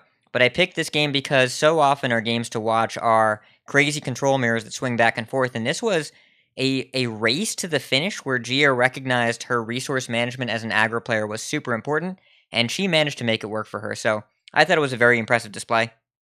Would definitely recommend checking it out, as well as the entire final series if you have the time. As far as for what to watch now, there's a tournament in China, the All-Star tournament that we are not covering because Shaxi and Roger are invited. They were disqualified for cheating another event, and they didn't face significant enough consequences, so we are not supporting the tournament with coverage. But as of right now, Cora is busy casting the Esports Arena Streamer Showdown, which is a super cool specialist-based tournament where specialists with a particular archetype are invited. And they get to pick one deck with a 10-card sideboard, and 3 groups of 4 with players competing in best of 3s. Top 4 are overall seeded into the final bracket, and the top 4 players are allowed to resubmit their deck and sideboard before the top 4 in day 3, which will all be best of 5. And we've got some names here. Fibonacci with Warrior, Zetalot with Priest, Gyang with Rogue, I'm already excited, Orange with Druid, Strife Crow with Paladin, Death Star with Hunter. Death Star's very good at Hunter, but I want Nick Chipper. But Death Star's cool. Zalay with Warlock, Ike with Shaman, APX Void with Mage, RDU and Reynad with Warlock, and Dog with APM Priest. Yeah, I hope Reynad's Warlock deck has Shield Bearers in it, and no Knife Jugglers, because Reynad. And then playoffs in Europe, January 12th, in the Americas, January 19th, in APAC, January 25th. They're coming. They're coming. They're around the corner. All right. Dexplanations. Are y'all ready?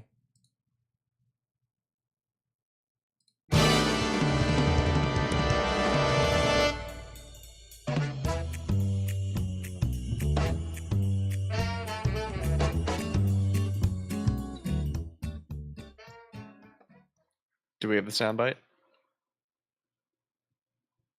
Which one? The title. Coin. Explanations. Oh, greetings, travel. No, we don't. We do have. Wait, I have a relevant soundbite. Big punch. Relevant soundbite. You want axe? Do you want to axe? All right, so the explanations today is Come all about Hunter. on! That was Zul'jin! because it turns out Hunter It is was really a good one, good. Hat. I appreciated it, Hat. Thank I you. got it. Somebody appreciates me. Bodicus, Oh my I know goodness. you want to axe. Appa no want to Bro. axe. I want axe, and I also know we're an hour and 40 minutes in, so I'm just trying to move it along. This is not going to be a short show. Just make peace with that now. Just make peace with that. Anyways, yeah, Hunter's really good. It's like 30% of the meta levels of good. And Vicious Syndicate recently published their Data Reaper report number 115, where when listed at all ranks, Hunter is 31.1% of the meta according to their track data. And whenever it's broken down into brackets, ranks 4 to rank 1, it is 34.9% of all classes played. And then in Legend, it's only about 25.9%. But those are still ridiculous numbers for representation for a single class.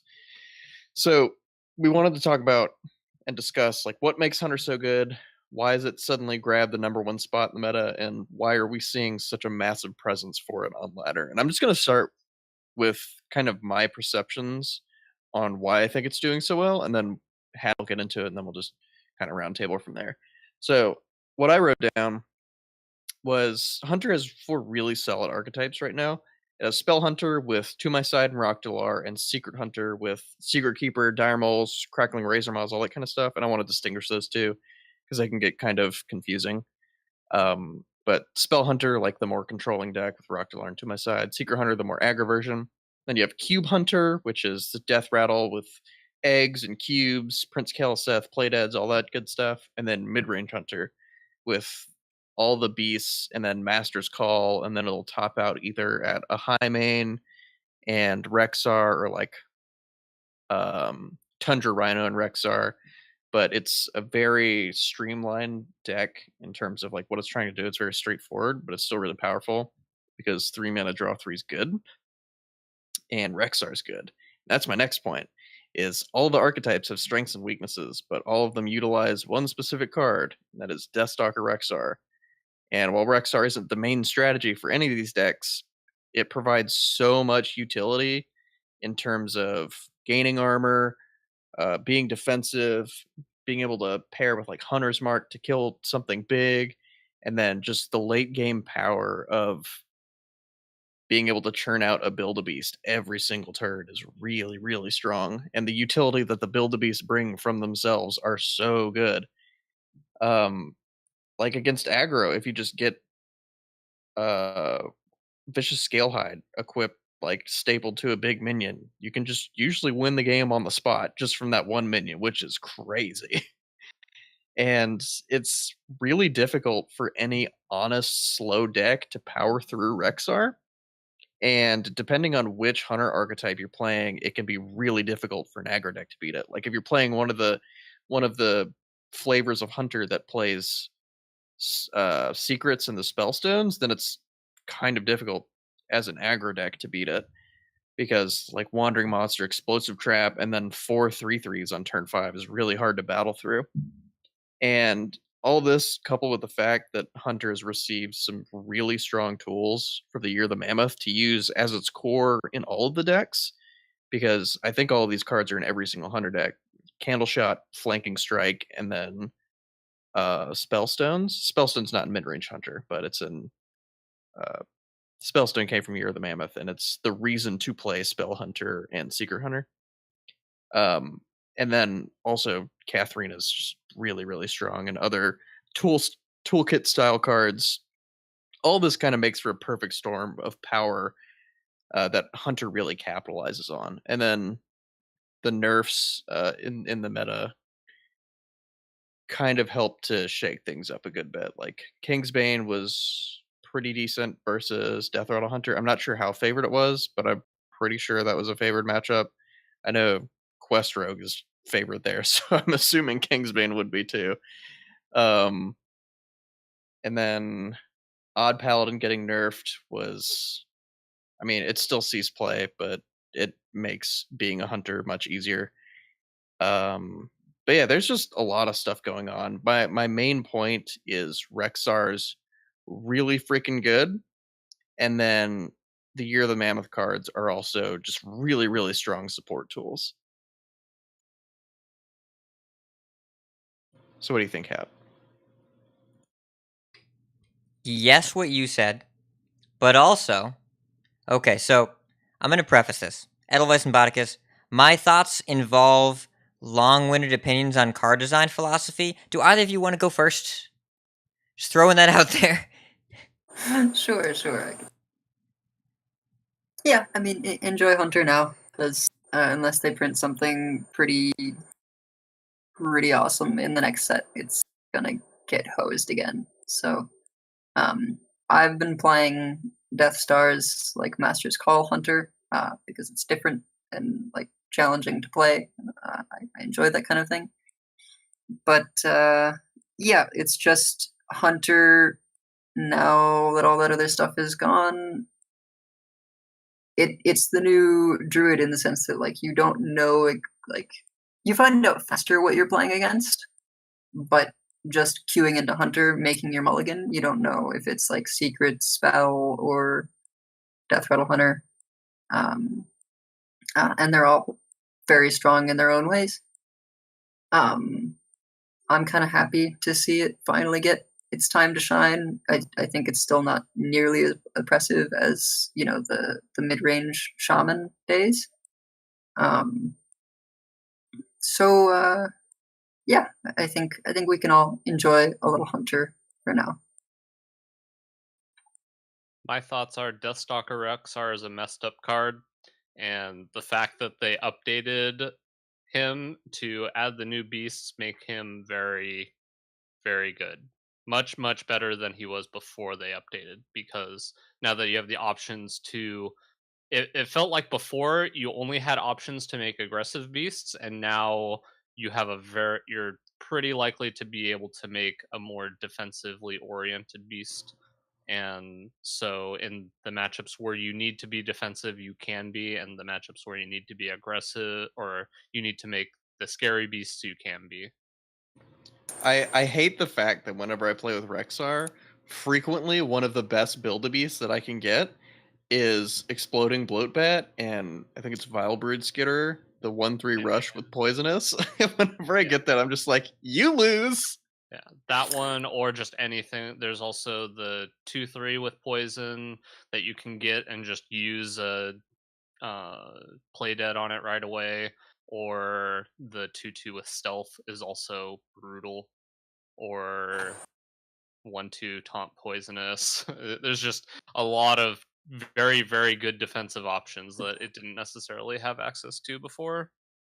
Yeah, I have a bit of a love-hate relationship with Deathstalker Rexar right now, because I love how skill testing the card is. I think it's really interesting. There's nothing like it, right? Getting to combine two cards, sort of like make your own card. But it's like kind of obnoxious in other ways, because it's just this infinite value that also is a toolbox that lets you like look for exactly what you need. And like I don't know if it's just it's truly infinite value, and I think that's like okay with something like Hagatha where you don't get to choose. But with Rexar, sometimes it's just like, oh well, they rolled the owl right away, and like it was obvious that they wanted owl on this board. Or like you were saying, Appa, Bloatbat Poisonous is just ridiculous, and so you take that almost any time you can because it's a Plague Wind, right? It just destroys your opponent's board and maintains your own. Bloatbat lifesteal is also quite good in a lot of situations. Kill your aggro board, Reno. Your turn. Yeah. So I think we're teeing it up for Hat here. I'm ready to listen to that. So, okay.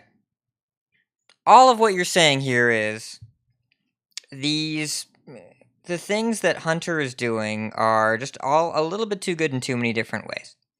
And remember what Hunter did for every year before this one is they hoped High Main on 6 was good enough, and if it wasn't, they didn't play Hearthstone. And if it was, they played High Main on 6. Because your hero power was only relevant if you were trying to make your opponent dead, because the difference between not dead and dead is really significant when your hero power just gets them closer to that. Close, but no. Well played. Know what I mean? So would you say that Hunter is so good that it's an ace in this format? there's a pun that I'm missing, and I don't know what it is. Hunter ace. I would say that, but I wouldn't have if you hadn't first. So the thing here is, this is a sin of the classic set. And that is a symptom of human beings being bad at designing cards and evaluating cards for card games. Because designing cards is really hard, and balance is basically impossible. And the classic set had class imbalances. We know that now. We knew that then. Pretty obvious. But some of those have been fixed over time, but some haven't been. A lot haven't been. And a lot of the worst classes in the classic set either have one way to play, which was for a long time Mana Worm Mage, High Main Hunter, Concede Priest, as in you queue it up and then you concede. And that was kind of all that was available. And Blizzard has tried to fix a lot of these classes in ways that haven't worked super well. I think the most notorious was actually probably Paladin in GVG, where they said, well, Paladin is anything good to play on turn 2 and 3. Minibot and Muster, that'll be fine. Was not okay, but they just put them both in the same set. Coghammer was in there too, Quartermaster was in there too. A lot of crazy stuff in GVG, and that got kind of compounded with Mysterious Challenger, which is in TGT. Shaman, TGT got Totem Golem, LOE got Tunnel Trog, and also in TGT there was Tuskar Totemic. These cards were just, we don't know how to fix Shaman, let's give it a pile of stats. Now that didn't work either. So the philosophy changed from just print overpowered cards at certain mana costs to, well, let's try and give some classes things that are different, right? It's if we make classes play differently with equally powerful things to what we have in Classic, players will have options, but they won't have a super powerful deck. So hey, Druid, we nerf Force of Nature. We're going to rotate out all these Jades. Let's give him a new mechanic in this Frozen Throne set. I know. How about Scarabs and Armor? That won't piss anybody off. It did. And Druid wasn't really the class that needed the love, by the way, but they were trying to give it options because they said, well, if we nerf Force Roar, which has been the way Druid has played for multiple years, we need to give it something new. Let's give it some Jades. Okay. Jades they piss players off even though they're actually not even that good. Let's give them Scarabs and Armor. Okay, that didn't work. So let's nerf Mana Ramp, which still continues to this day. And then Hunter, which was an experiment in how do we make Hunter something about more than just going face. And I think they did a really great job in the environment where cards were allowed to be powerful, where you can print recruit cards and you can print Death Knights. And then they powered down all of those cards and nerfed the vast majority of them and left Hunter alone. And the results is the chart you see on your screen if you're watching our live chat or looking at our show notes or looking at Vicious Syndicate, where 3 out of every 10 decks are Hunter decks. So this is because Blizzard had to reinvent a class by introducing powerful expansion cards, and they did a good job. It was par for the course with the power level as before, and then they nerfed a bunch of other stuff. And you look at this graph, any other class with this kind of representation in the past has been nerfed. And I don't think Hunter is going to get nerfed because we don't have enough time left in this format, and it doesn't matter enough. Worlds and HET are going to get played in 2 weeks. They're not going to nerf anything before that. There's no way they have a second round of nerfs within a month of the set's release. No way. If they do, I will eat my hat, and it's really nice. It says ridiculous on it. I don't want to eat it. It tastes not great. So they're going to leave this, and that means this is not going to change until February if they change it, and probably not at all. And you know what? The format is a lame duck standard. I think that's okay, but any other format will change it. But the ultimate point here is, Blizzard, if you're going to leave Classic the way it is, with the major imbalances, and then you're going to try and correct classes with powerful expansion cards, you're probably going to mess up with your power level a little bit. Aaron Forsyth, the director of R&D for Magic the Gathering, has an interview from 7 years ago when he designed a card called Jace the Mind Sculptor, which ended up being way too good, and said anytime we're told that this card needs to be good, there is variance anytime you design a card where if you shoot for a 5 in the power level scale, sometimes you get a 3, sometimes you get a 7. So if you're shooting for a 9 and you have that same variance, sometimes you get an 11 and you're way, way over. And we've seen that, not with any one card in Hunter, though I think that we did see it with Deathstalker Rexar, but I think you're seeing it in the sum total of these are the different ways we have to try and make Hunter better, because it's not just Spellstone, it's not just Wandering Monster, it's not just Rockdalar, it's not just To My Side, though all those cards were from the same set, Fun Story, and Candle Shot, and Flanking Strike. Interesting. It's not just Recruit, also from the same set. It's not just Rexar, the set before. It's, well, now that I think about it, it's K and C plus Rexar. It's not all of this stuff individually, but it's together. It's just a little bit too good at doing more stuff than it's supposed to do because the Blizzard tried to fix the class through expansion cards, and they did too good of a job. But remember what I said, when you have to design a card that needs to be good, sometimes you can miss. What was the first card revealed from Knights of the Frozen Throne? Deathstalker Rexar. Yo boy. False. First card was Ticking Abomination. Second card was Deathstalker Rexar. The Ticking Abomination meme, but I want to point out, Ticking Abomination is a higher played win rate on HS Replay, and if you want me to angrily yell at you on Twitter about the played win rate statistic, feel free to tweet at me. But, Or subtweet at you. Either one. whoa, editing that out because I am above that kind of interaction. You can't do that to me, man. It's too late. And, sorry. no, you're not. You're not even a little bit sorry. No, it's fine. So, if you want to talk about how played win rate is awful, you're welcome to. And Ticking Abomination being the highest in that chart means actually nothing except when you play it, you win the game because part of a combo deck. But point here is, Ticking Abomination was the first reveal. That was funny, but it was a big miss. But the first Death Knight revealed and the second card revealed was Deathstalker Rexar. Kind of interesting how a marquee card, when the dust has settled, and by that I mean the dust you got from the 4 rounds of nerfs they've done since then,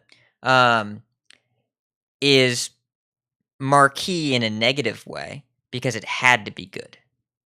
It had to be a good card, and we didn't know it yet, but it was one of the stronger Death Knights. I think I would put it at, right now it's number 1. It's probably top 3 overall. Anduin was really a symptom of Raza. Gul'dan is ridiculous, probably number 1. And Jaina is single-handedly gross, but Rexar has been in better decks lately. You're looking at a card that was designed as a marquee indicator of how Blizzard is going to fix Hunter and make it interesting. And they did, and it was good, and then they powered everything else down and left Hunter the way it was. You can't do that.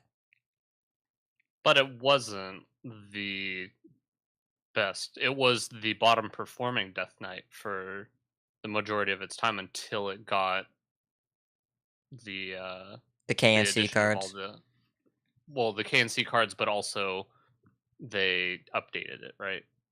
Yeah, even during KNC, it wasn't seeing a whole lot of play. But once they updated it and it got some of the extra things, and obviously also a bunch of changes to the format and the decks that were being played and everything. But yeah, and I mean, I agree that if they left it as designed with, if it said Knights of the Frozen Throne and earlier Beast Pool on the card, then sure. But they designed it to be a marquee card, and then players got pissed off when they changed it. You can't march this thing in front of people and then expect them to not take it. And that's really what they did, is that Blizzard advertised this card as a different mechanic for Hunter, a different way to play the class, different way to play the game, and one of the reasons why the Death Knights were cool, and then just kind of left it to die, and the players were like, you can't do this. And so Blizzard changed it. I think they did need to change it. I think it was really counterintuitive that it was just set to a fixed pool of beasts that wasn't listed anywhere. It was just, this card is how it was when we made it forever. That doesn't make sense, right? Yogg-Saron gets new spells every time that a new expansion comes out. Any other card that would summon a random thing or cast a random thing would be based on the current card pool, not how we programmed Rexar when we made Rexar. If you print a new choose one card, Fandral gets a version of that card. So it's really counterintuitive for it to just be stuck. So I think that looking back at it, saying they changed the beast pool being the problem, I think that's kind of a misalignment of our expectations. I wasn't saying that was the problem. I'm just saying that it wasn't the powerhouse that it is now. Sure. Until the format changed and they updated the beasts. Right, well, back then you didn't play Rexar, you played Barnes and Yashiraj, which was better? Ugh. It wasn't better. No, note for the listeners, I do not believe it was better. I believe it was actively worse. Definitively not better. No. I still have to tale deal of with that tragedy, nonsense for in sure. Wild. It's not No. okay. So anyways, I've talked for too long. But yeah, it's Barnes is not better for anyone ever in anything, except when I'm doing lower Karazhan in last tier of World of Warcraft, in which case I get to kill one of his actors. It's not relevant. So, how do we beat Hunter? How do we stop this thing? How do we make this thing stop? Appa, tell me how to beat Hunter. So, surprisingly, Level Up got nuked from orbit, but Odd Paladin is still clinging on, just for dear life. And that hero power is really good. I am still surprised to this day that people think that deck died. Well, I understand it got a huge power level decrease, but that hero power is really good. Yeah, it's Really good. definitely still being carried by the upgraded hero power. But many lists have been forced into running Frostwolf Warlord. So buyer beware, all right? We're running Raid Leader, Stormwind Champion, and Warlords. That's how good this hero power is. And Odd Paladin's really taking advantage of Hunters and Odd Rogues existing in the meta. And then past that, it doesn't want to see any other decks because you're running Frostwolf Warlords. But yeah, that deck's still it's still fine, and it still does pretty well against most Hunter decks. Big Spell Mage is decent too against the 3 archetypes that aren't Cube Hunter, but can still struggle with an early Rexar.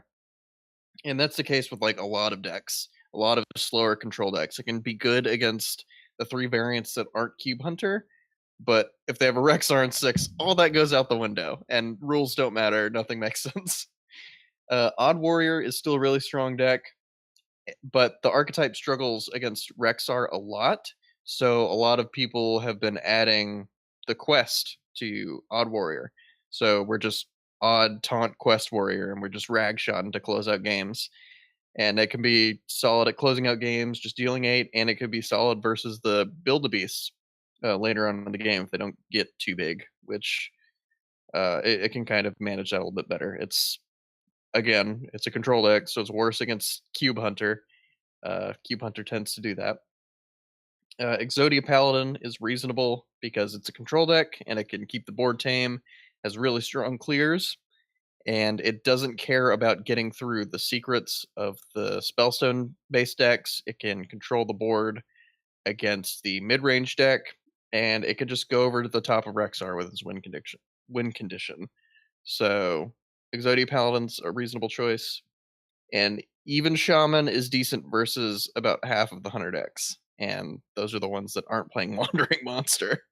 Because if you've ever played a Flametongue Totem and attacked into a Wandering Monster, it's gonna eat your totem, and it's gonna make you real sad. And then See, that's your mistake. You don't attack.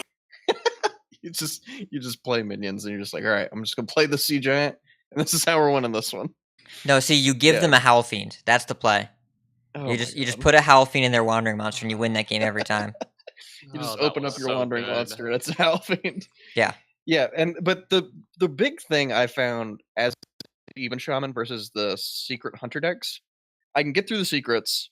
The real trouble is the Spellstone, because that's gonna like 2-for-1 me, like at least. And that card's pretty hard to beat. And then if they're playing Zul'jin, they play a Zul'jin, you lose. You're just done. Just pack that one in. Because you can like 1-for-1, and you can kind of grind out some value with Hagatha, and then they're just like Sul'jin. You're like, oh, that's everything I just grinded through. You have it back. Okay. Yeah. So those were the decks that I put down to beat, and Hap made a really good point in his ones that he wrote down, is that you pick 2 of the 4 decks to beat, and then lose to the other 2, and you just have to be okay with that. Like, you're either good at beating the Spellstone decks, or you're good at beating you're like good at beating Cube, and then if you're good at beating Cube, you're probably going to lose the Spellstones, because Wandering Monster plus 3/3s and explosives and all that stuff is really good, and they just function on different axes. And yeah, I know Bodicus and Hat wrote some stuff down here, so I'm gonna let them talk. It's the only way that I can know of to reliably beat both Spell Hunter and Cube Hunter is to play Psychic Scream and Zarek's Cloning Gallery. That is the way to do it. And that is a good deck right now. It is difficult, and there are Cube Hunter games where you will just get Undasta into Charged Devilsaur and be dead. Like, that will happen to you. But being able to survive into you are dead now is the way to beat them. And Zarek's Priest is much, much better at doing it than the Mind Blast Dragon Priest, because a lot of times that deck has to grind you out, and you don't really want to try and grind out a Rexar deck, because they're good at beating you when you do that, and your Psychic Scream is not actually that great at winning you fatigue battles, so you want to not try and fatigue there. You want to kill them quickly, and the Zarek's deck is just like a barely restrained big priest that is palatable because it doesn't have a certain 4-drop in it. Also, you can Spellstone them out of a game. Hunter has a really hard time. You don't have to OTK them with Mind Blasts, even though that works out really well. You can just charge up some really good Spellstones, and Hunter has a really hard time dealing with multiple big minions all at once, unless they high roll a Float Bat with Poisonous. Or a Sul'jin if they are spell. Yeah, that can be rough, but it has to be a really high roll. Yeah, Spellstones are really good against Hunter, so yeah, set up good Spellstones. The biggest thing with playing Zarek's Cloning Gallery Priest is having a plan for the game and how you want it to go, and your goals for the game is really important, especially against Hunter. Edelweiss, you left up Hunter at WSOE. What was your plan to beat it? What was your strategy going into that, and what did you find worked? For Death Rattle Hunter, so Quest Rogue was pretty much my plan. Quest Rogue and Tempo Mage. Now, as you said though, Tempo Mage into Spell Hunter or Secret Hunter would have been a really bad time. So a bit of the beat certain versions and not others going on there. Although honestly, Vanish is really good, so I think Quest Rogue can beat some of the Spellstone decks if they don't have that really early aggression. Like if they're banking on Spellstone to win them the game, then a clutch Vanish can slow them down enough that you get there later on. That being said, unless you're really practiced on Quest Rogue, I would not recommend it on ladder. It's just, I don't know. It's more of a tournament deck in my mind. I also had a Mass Hysteria in my Dragon Priest, so that's really solid against Spellstones. Having both Double Dustbreaker, Mass Hysteria, and Psychic Scream means that you're safe against Spellstone, and then for Death Rattle Hunter, you can just try and get those Mind Blasts, like Psychic Screams, to buy you enough time, and then Alex Mind Blast kill them. I think that probably would be what I would see is kind of the deck that's best able to beat the field of Hunters. The other would be Even Warlock with Mojo Master Zihi, because you have Hellfire for the Spellstone, and then Zihi going into their turn 8 for like Kathrena. That's actually how I beat Gia at WSOE. You playing Evenlock into her Death Rattle Hunter. I think it was our game 1. And I played I really wanted to play my Lich King on my turn 8, and I was like, she's going into 8 mana. As much as I want to play the Lich King, I have to play this Mojo Master Zihi. And I knew it was the right play because her next 2 turns were Witchwood Grizzly and then Tempo Carnivorous Cube. And I was like, yeah, okay. we win here. So, yeah, Evenlock and Mind Blast Priest would be my recommendations. Tempo Carnivorous Cube might be sadder than Tempo Vile Spine. That's just there was a single tear shed for all the value that was lost that day. I don't think anybody shed a tear for a cube. Let's be real. Nah, That thing's always also- been used for yes. Yeah. Also, 5 mana 4/6 is really not that bad compared to 5 mana 3/4. I'd much Also, rather yeah. have a 5 mana 4/6. So I took a bit of a different approach than I talked about, or in my notes about Hunter, and it's just kind of your mindset when you're playing the games against them. Just really, if you're playing against a Hunter deck that has secrets, knowing exactly how and when you should be testing for secrets, I think is extremely important and can get you a lot of percentage points in a lot of games. You don't have to attack with all your minions every turn. That is, knowing the exact turn that you want to attack with your minions and trigger their secrets, I think is extremely key. Knowing which minions you want to be triggering their secrets. I think especially playing something like Odd Warrior against them, just not attacking them until I'm sure that I'm going to be playing a brawl or a board clear is really important. You can kind of just leverage your taunt minions a lot to be able to beat them.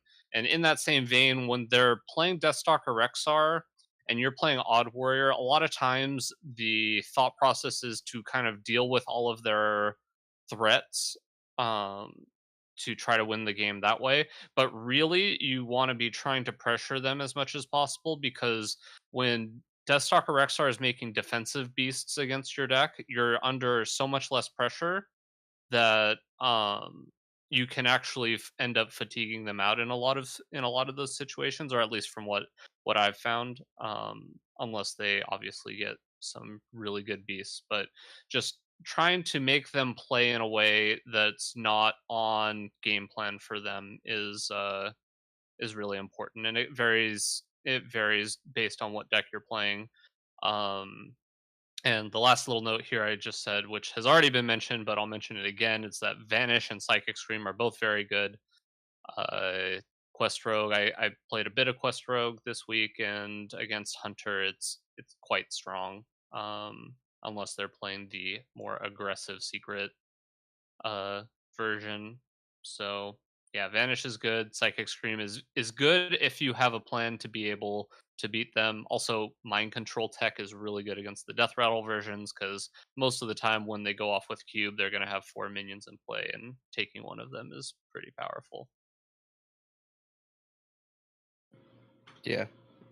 Mass Hysteria is real good right now. In Banana Priest on EU, I have a copy of Mass Hysteria in my deck because the Spellstone can get kind of tricky, and then having an effective 3 copies with Shadow Visions and the 1 copy is really nice. So, yeah, card's real good right now. Knowing how Mass Hysteria affects their secrets and just cards in general, because it may not affect it in the ways that you're thinking about when you play it.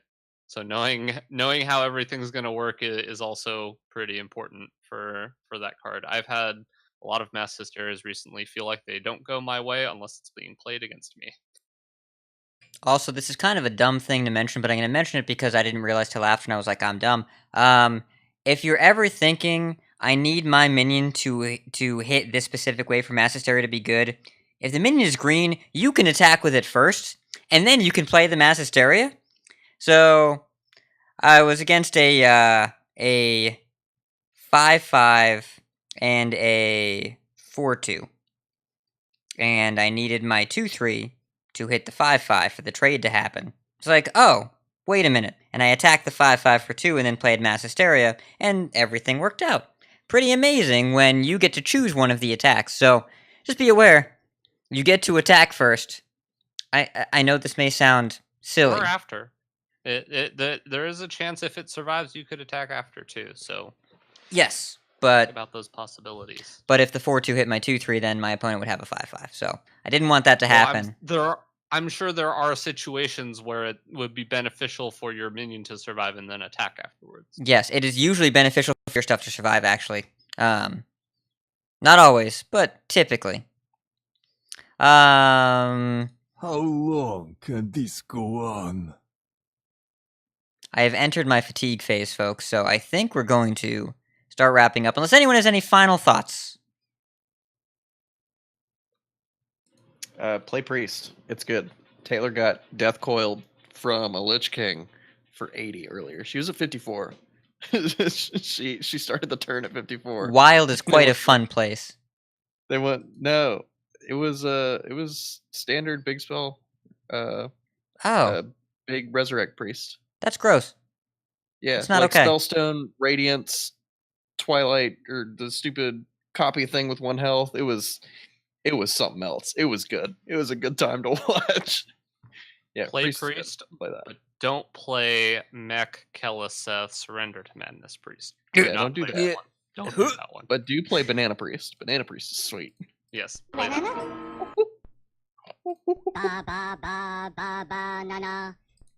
Okay, so I'm putting you on the spot. Putting all of you on the spot. Do you think that Blizzard will change any cards in Hunter before the rotation? Yes or no? Edelweiss, you go first. No. Botticus. No. Appa. They sneak nerf Druid, yes. I'm gonna go They are with... unpredictable. They're gonna do whatever they think is gonna get more people to play. I'm gonna go with yes for that last sentence. I'm gonna go with yes in super late lame duck standard to boost attendance in a game that will likely be flagging pretty hard after Worlds. I'm gonna say yes for that reason. Okay, writing this down. Old patches Raza nerf. Well, that's the one we just got. Left of the format, or No, whatever. that's the one we just got. We just got the nerfing right after an expansion, changed things in the wrong way, or didn't change things enough nerf where they get rid of Patches, Raza, Bone Mare, and Corridor Creeper. We just got that one.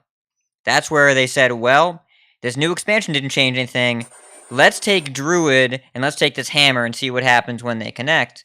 And that was the change they attempted now, but I don't think they leave a class with 31% of the meta, even if it's stabilized a little bit, still going to be so prevalent. I think they're going to change it for the sake of changing it, because, again, the one-day notice on nerfing one of the most iconic class cards of all time indicates that something has changed.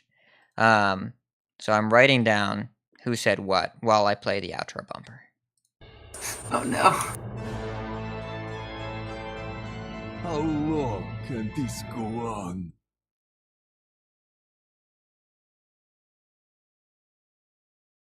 And we want to take this time to say thank you, first of all, to all of you listeners in the live show. I'm going to edit this bit out, but thank you all for being here, especially if you've been here the whole time, you troopers. Bless you. We want to say thanks to Stefan L. We want to say thanks to Stefan L. for letting us use his cover. Check him out, his channel linked in our show notes. Big thanks to Wicked Good for deck analysis, Hearthstone for Decklist, Wikipedia for tournament info, Hearthstone tournaments on YouTube for tournament VODs. Show notes for this week's episode are on our website, coinconcede.com. You can support our show at patreon.com/coinconcede. Join us every week live by following us on Twitch at twitch.tv/coinconcede podcast. Join our community chats in our Discord at discord.coinconcede.com. Write into our email at coinconcede@gmail.com. Follow us on Twitter at coinconcede. If you like some CC swag, heading over to our shop at shop.coinconcede.com, as well as our design over at Dad Legend. Big thanks to our producers, Viriatus Tacos, Ryan, and Donald. And we've got some coin concedes. Edelweiss, you're the guest. You go first. Yeah, first off, who were at WSOE. It would take too long to name all 15 of them, but really, everyone was awesome. I know I spent more time with some than others, but it was a fantastic time, and I hope that they invite at least some of the same of us back. Obviously, they'll bring Gia back, but Concede also to my teammates over at Swagoi. It's a fantastic group of moms and dads. I really love working with them. I was sad that this event was in the middle of the week, so I couldn't call my team captain before my matches because that's something I usually do. But it's always awesome working with them. I think we're gonna do some team building League of Legends this weekend. Should be a good time. And then shout out to, I don't know if they'll catch wind of this, but shout out to everyone who has gifted me subs in all these channels since WSOE.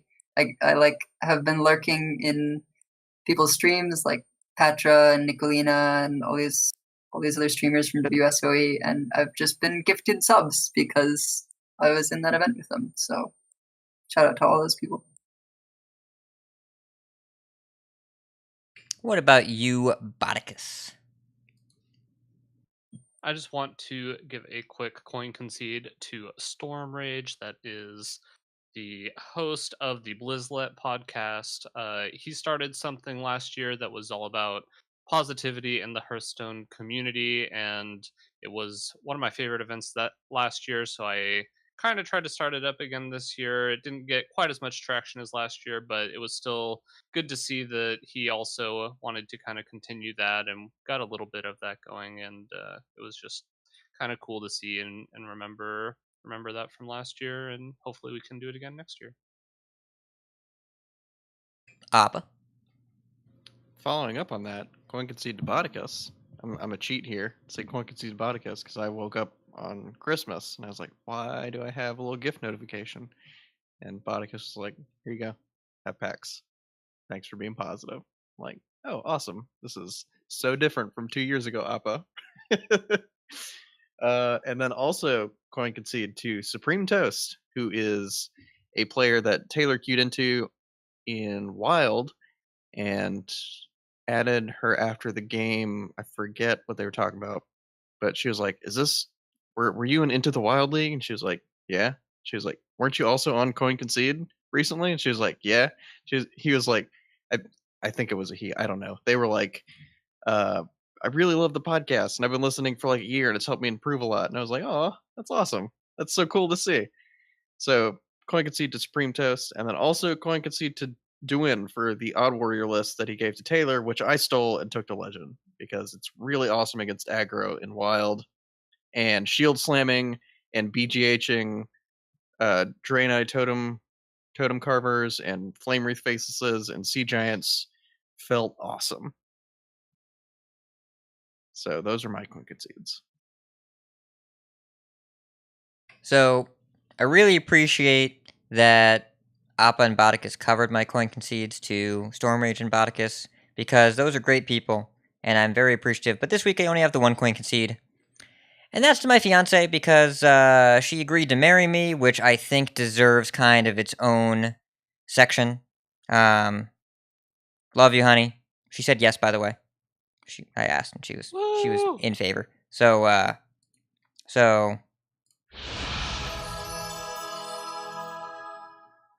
it's nice. I would recommend finding someone you love and then keeping them forever. So can recommend. Yes, big fan of her and the concept of that. So that was pretty cool. It was a good Christmas week. I didn't have to work and did get engaged, which is much better than previous years where I did work and didn't get engaged. I would recommend the opposite. So far, it's been better than the other thing. And that's going to do it for our show. Edelweiss, besides lurking in streams that you are now inexplicably a subscriber for, where can we find you? So, you can find me on you can find me hopefully in February on Twitch at Edelweiss 1735. It's that because that's my battle tag, and I think Edelweiss was taken. But yeah, I'm hoping to start streaming in February next year. I would have liked to start right away, but it's kind of not an easy thing here in Israel. I guess I also have my Facebook Reza Cabrera or Recollection Studios, hoping to also get some of the jewelry stuff started back up again when I get back. Maybe make some coin concede medallions. We'll see. Yeah.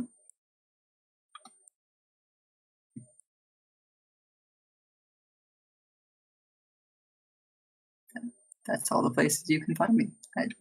Someone else want to go? Oh, yep. Sorry, I was updating the sign off.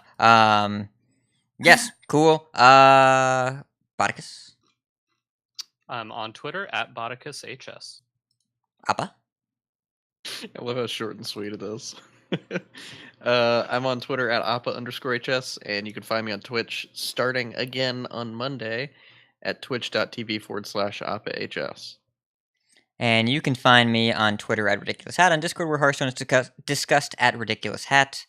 And that's our show. So big thanks to Edelweiss for coming on. I don't know if any of us coin conceded. Again, mine was kind of occupied, but Edelweiss, thank you so much for joining us. Really appreciate it. Really appreciate you getting up at 4 in the morning to be with us until 6:15, 7:15 in the morning. It's 7:15 right now. Good Lord, this is a long show. I am All right. so sorry. No, it's Fine. The W till like 8 or 9 a.m. So no big deal. It's time zones are magic. And that's our show. Keep calm and play priest, I guess. And if you see us on the ladder, coin concede. Coin concede. Coin concede. Coin concede.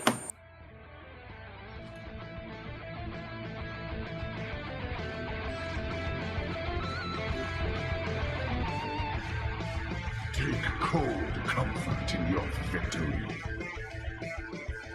You win. I can rest now. You win. For now. Now, your victory proves nothing. The day is yours. I choose death. You have triumphed. This time, this hunt is yours.